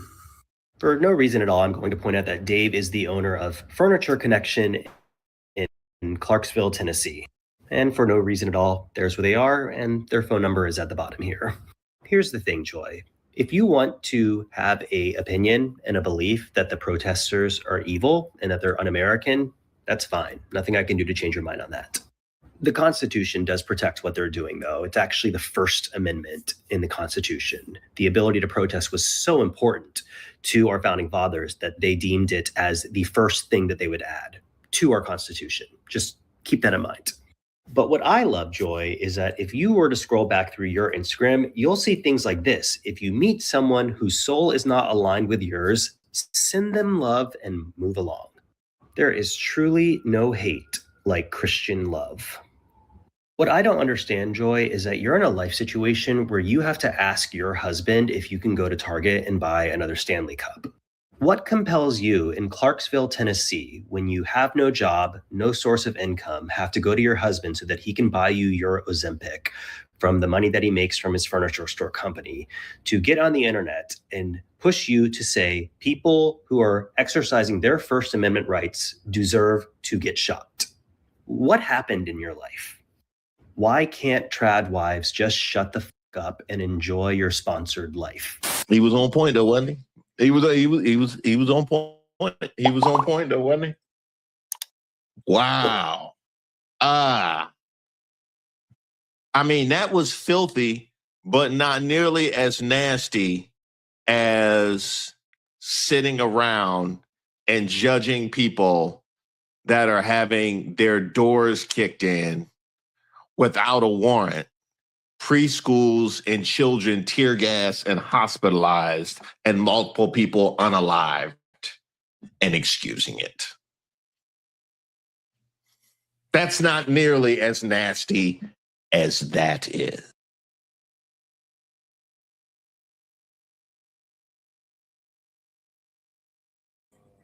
Thank you, Reese. Thank you for saying it. You're saying what we all are thinking. The nasty work of it all, right? And the selective outrage of it all. We have bear witness to this time and time and time again. There is selective outrage that a lot of individuals hold and move around in this world with. And so the fact that it's like you don't see nothing wrong when the shoe is on the other foot, when it's happening to somebody else, or something is happening to someone else, and it's not affecting you. It's not affecting your life, your money, your income, your business, your stability, it's okay. It's a poke fun and make jokes and make commentary towards it. But now it done shown up at your front door, and it's affecting that moolah and that business that you got over there. Now you want to take to the internet and beg and plead for people to feel bad for you. Woe is me. This is not right. I don't deserve this. Help me, help me, help me. Oh my God, this is terrible. Is it just terrible when it happens to you, or is it terrible when it happens, period? This is the problem that we're having with some individuals, not all, but some individuals, when it comes to this type of stuff. Cry victim, woe is me, oh my God, I can't believe this, when it's happening to you. When you see it all around you, almost 360 circle, right? All around you, happening to other people, your neighbor, the person you work with, your babysitter, your landscaper, whoever it may be. When anything is happening in these in these current conditions that we are in right now, that is hurting and harming people and causing them strife in their life, it's kind of funny and laughable. You can go viral and make your little TikTok videos and laugh about it and joke about it and make light of it. Oh dang! But then when it starts to affect you and your dollars, now stop the presses. Everybody, freeze. Look what is happening to me. Yeah. We live in a society where, that's a common theme. Not with everybody, but with a lot of these folks out here that we be seeing. This is how they kind of are. It's just like, it is real all fun and games and laughable until now the ball is in your court and you really don't know what to do with it. Because you was too busy laughing when the ball was in somebody else's court to take notes. So you know how to handle the situation when the ball comes to your court. But you never thought that the ball would come to your court. That's the problem. That's the whole problem in all of this. It's just like people are so dismissive of others and their strife and their struggles because they never even believe or think in their life, not for one part of the day or one moment of time, that they will end up in that same predicament. And then when they do, Lord knows they don't know how to handle it. So they start crashing out, child crying online, begging and asking for help. Should we care? That's my question. Should we care? And the saddest part about all of this is there are individuals out there with good hearts that, despite the fact that there are individuals out here like these people who don't care, period, do care.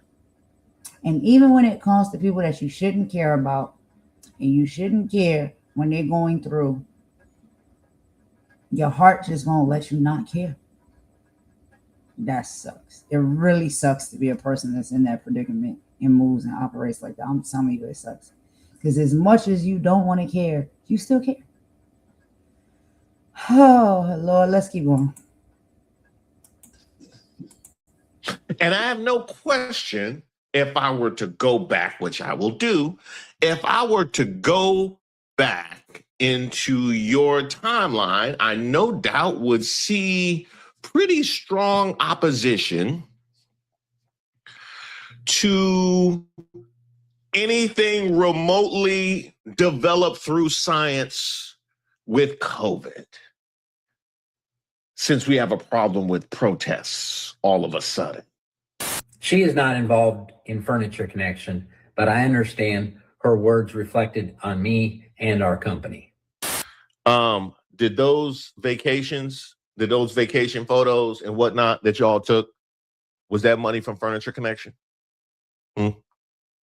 Was that Furniture Connection money that she? I see that she has a whole country music career that she's trying to launch. Is that Furniture Connection money? That's okay. Well, then she's involved with Furniture Connection. That's what that means. Yeah. What was said was wrong, and it does not represent my beliefs or the values of Furniture Connection. I've heard of opposites attract, right? I've heard of opposites attract. I've never heard of she thinks protesters should be shot, and I'm all for the preservation of not only all of our constitutional rights, but life itself. That is when y'all are driving, to Furniture Connection, when y'all are driving and you see protesters on the sidewalk, is she trying to grab the wheel and get you to mow them down and you have to fight her and say, that's not what I believe in? Not only does she believe that, she feels strongly enough about it to put it on the timeline. She doesn't just believe that. She wants other people to know she believes that. So no, I do not accept. That is not what I believe in. You sleep next to that every night, presumably. I don't know. Y'all might have had some, y'all might have a sleep divorce or something like that. You know that mindset well. And you also know, in the event that this is just a difference of opinion that you guys have always had, I can tell you, every time Joy and I meet a new couple, we got to explain to them, hey, I love her dearly, but I just can't stand her take on protesters. It's always bothered me. It's always bothered me. And, it's just something, but she's a great cook and she's a great mom. She takes care of me and our children, and I couldn't ask for a better partner. We just have to make sure that we never protest and that our children and family members never protest, or she will, right. That's just how it is. I can't. There's nothing I can do.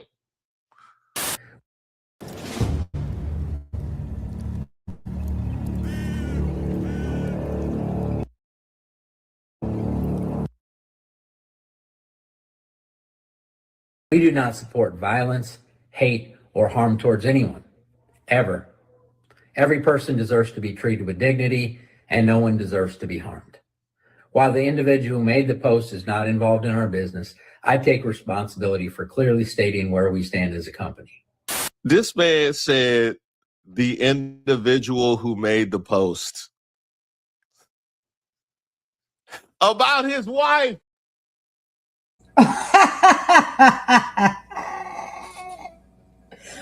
Reese caught it. Imani caught it. I caught it. Child, had to be a typo. But, yo, he is removing himself from this. He said, oh, no. Not that person. Child, this is your wife. This is your wife.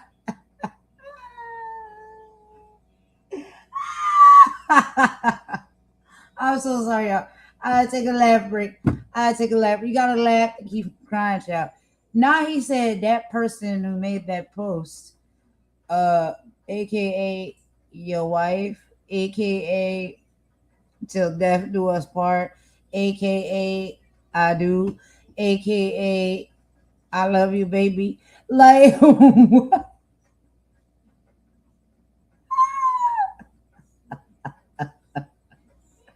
not that person.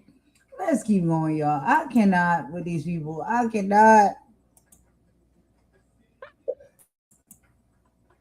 Keep cracking up too. This man said the individual that made the post about his wife. Pick a struggle, bruh. Pick a struggle. Come on. Come on. No, you all over the place. You just saying nonsense. Are you going to ride with her or not? Because now you calling her the individual that made the post. You trying to save it, but you going to have to be in the basement. You called her the individual that made the post. Come on, man. That's not going to go good. That do us part. And unlike you and presumably Furniture Connection. I thought it was for better or for worse. Like, she might not have been at her best at that moment, like saying and doing the things that she was doing. That might have been her at her worst. But y'all married. I thought it was for better or for worse. That's the vows, ain't it? Child, he said that individual, that person, you got to laugh at it. You got to laugh at it.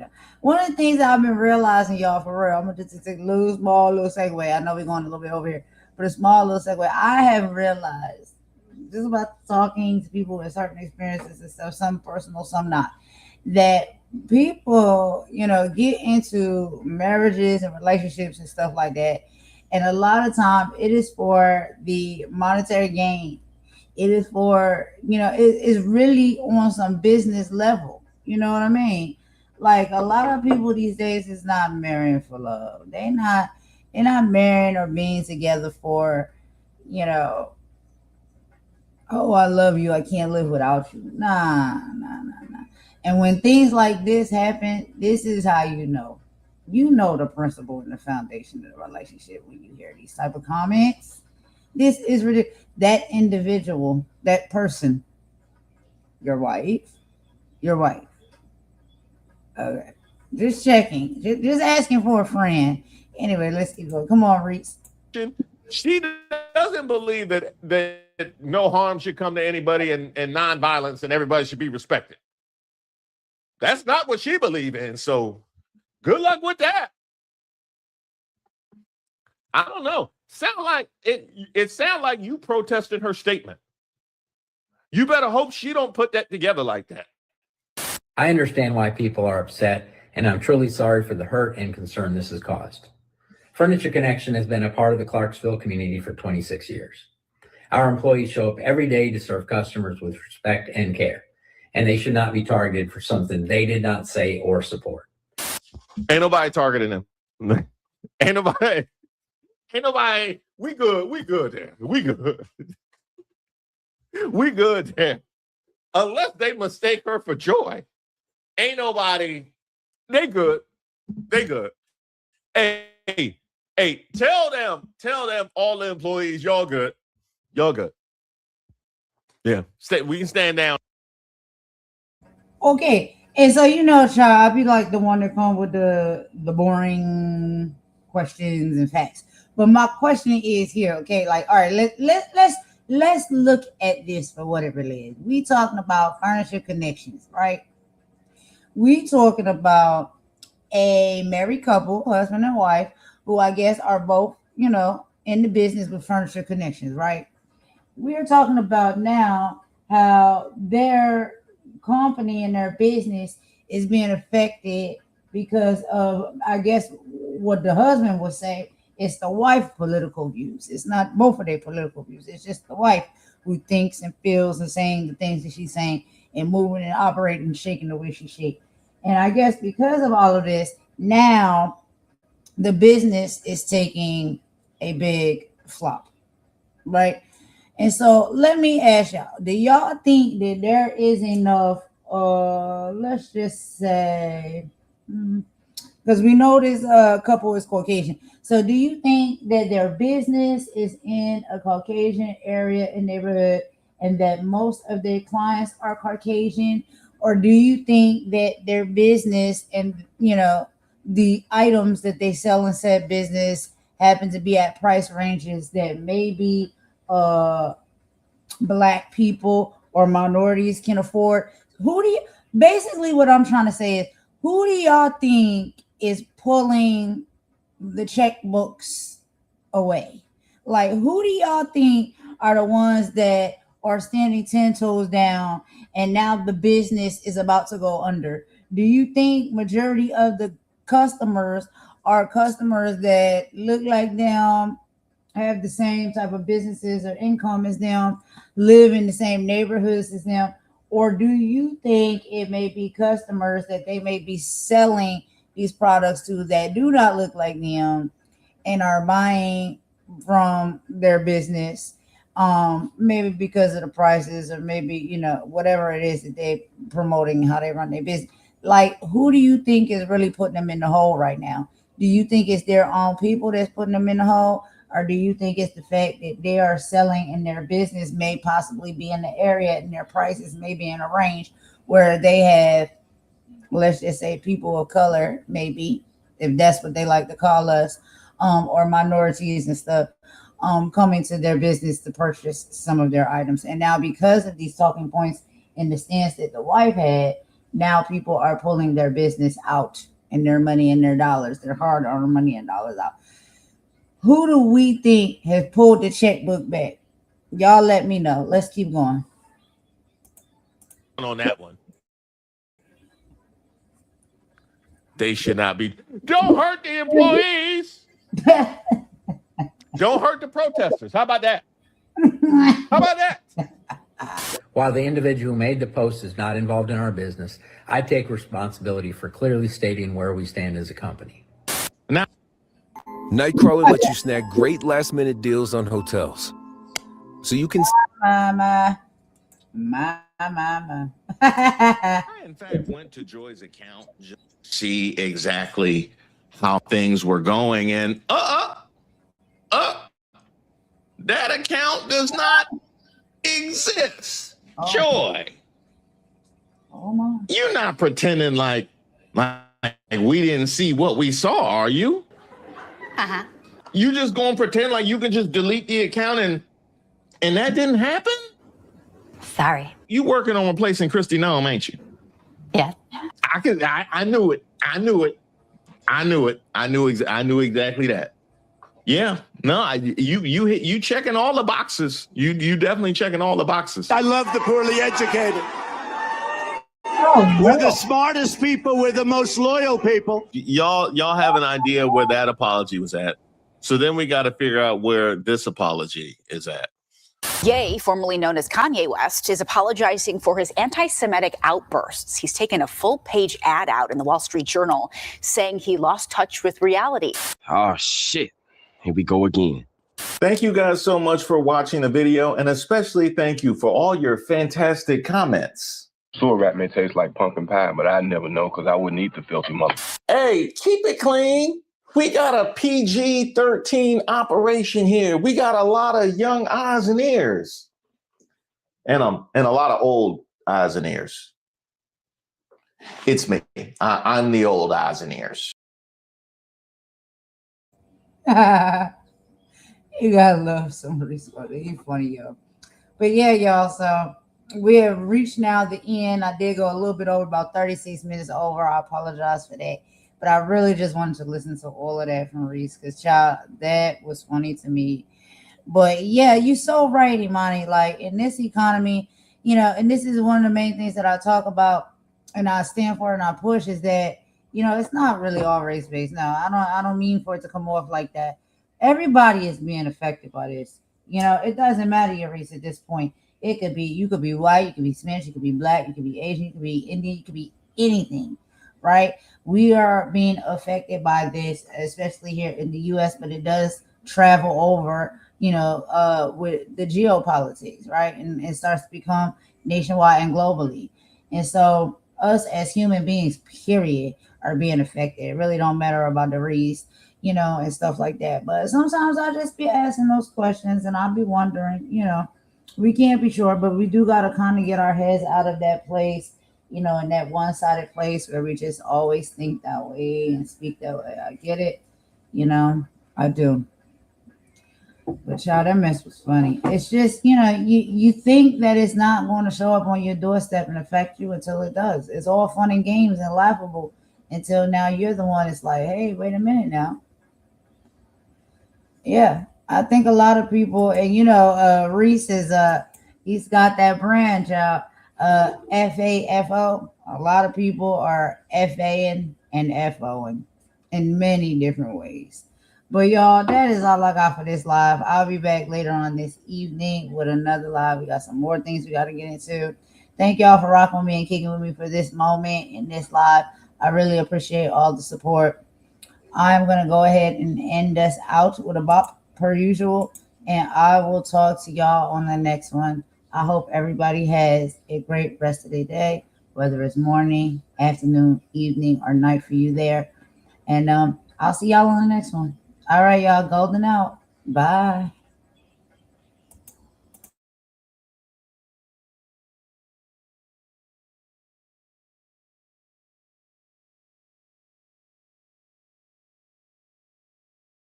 Sickness spreads in whispers, in poison wells and crumbled carpet. But a community with a strong immune system develops its own antidote. This is the cure. Listen.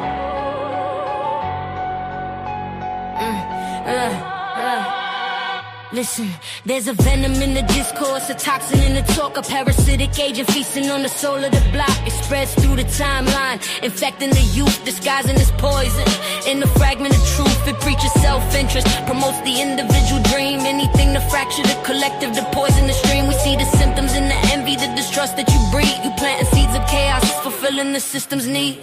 This ain't about a person, this is about a constitution. You're a weapon of division, a tool of social pollution. Like the agenda's getting bold. Why? Your people have been sold. Jiggers up, you're the poison, the cancer, and the cold. You don't fight for the cause, you just lighten the load for the oppressed. My. Hear the conscience, see the fraud. Bye. Your whole damn act's a fraud. You're a symptom of the sickness, a tool of the trade. For every conscience that we take, you pull us from the shade back into the darkness. Fighting sister against brother while you collect the profits, then go poison another. You weaponize our trauma, you monetize our pain. Tell us to tear each other down for your temporary gain. You speak the language of the people with the motives of the state. Asleep, a cell of selfishness designed to make us hate. But the body's getting stronger, the fever's starting to break. We can finally see the difference between what's real and what's fake. Like, my. The agenda's getting bold. Why? people have been sold. Jig is up, you're the poison, the cancer, and the cold. You don't fight for the cause, you just lighten the load for the soul. Bye. Yeah, the conscience, see the fraud. Bye. Your whole damn act's a fraud. But the antidote is unity, the cure is in the roots. It's the knowledge of the elders and the fire in the boots of a generation rising that refuses to be bought. Recalling all the lessons that our ancestors taught. We cleanse the foundation, rebuild the immune to make the collective a garden where the real seeds can bloom. You can't poison a forest that shares a single source. We are the uprising, the unstoppable force. This is a conscious rebellion, a surgical strike to separate the healthy cells from the ones you're alike. This is more than a track, it's a call to the core to protect the foundation of what we're fighting for. So let them have the clout, let them have the fake fame while we reclaim the power that's attached to our name. Every word is a brick, every verse is a wall to protect the community and watch the poisoners fall. So let the record show a community divided is a target, a community infected is a tragedy, but a community united is a revolution. In the golden rule, protect the people. Protect the people. Protect the people. Hey. Protect the people. People. People presence.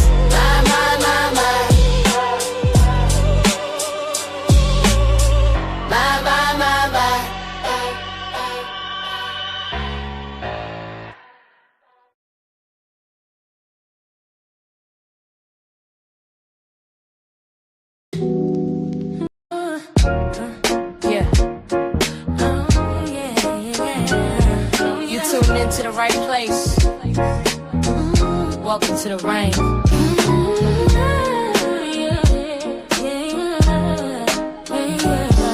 Golden Queen. H2.0. Let's get it. You're looking for a diamond, found a treasure in the rough. Tired of all the noise, cause you finally had enough. I'm here to build a movement on a mission for the nation. Dropping gems of knowledge, killing all the hesitation. We fighting for the truth, yeah, we fighting for what's right. Building unity and shining up a brand new light. It's a variety channel, but the vision's crystal clear. Pushing us all forward, conquering the doubt and fear. Yo, welcome to the Queendom. H2.0 on your screen, with the content's real and smart and funny in between. This is more than just a stream, it's a platform for the change. Time to elevate the game and rearrange. So if you're ready for a vibe that you can feel and trust, joining in the movement is a definite must. This ain't just another channel talking smack behind the screen. It's a spotlight for the creators, building up of the scene, spreading radical love, that's the message in the code. Helping everybody carry up a heavy load, from social justice issues to the laughter that we need. Planting seeds of progress, watch them grow from just a seed. This is authentic, this is raw, this is everything you saw. Welcome to the battle that is truly being fought. Oh, so come with your respect and see the real effect, cause I protect my own right here on the throne. Don't make me unleash the dragon. You've been warned.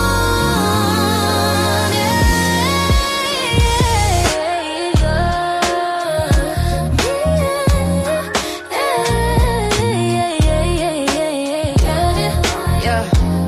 Don't make me unleash the dragon. You've been warned. Yeah. Don't make me unleash the dragon, you've been warned. Yeah. Golden Queen H2.0. The movement starts now. Go ahead. Hit subscribe, ring that notification bell. You don't want to miss a thing. Welcome to the family.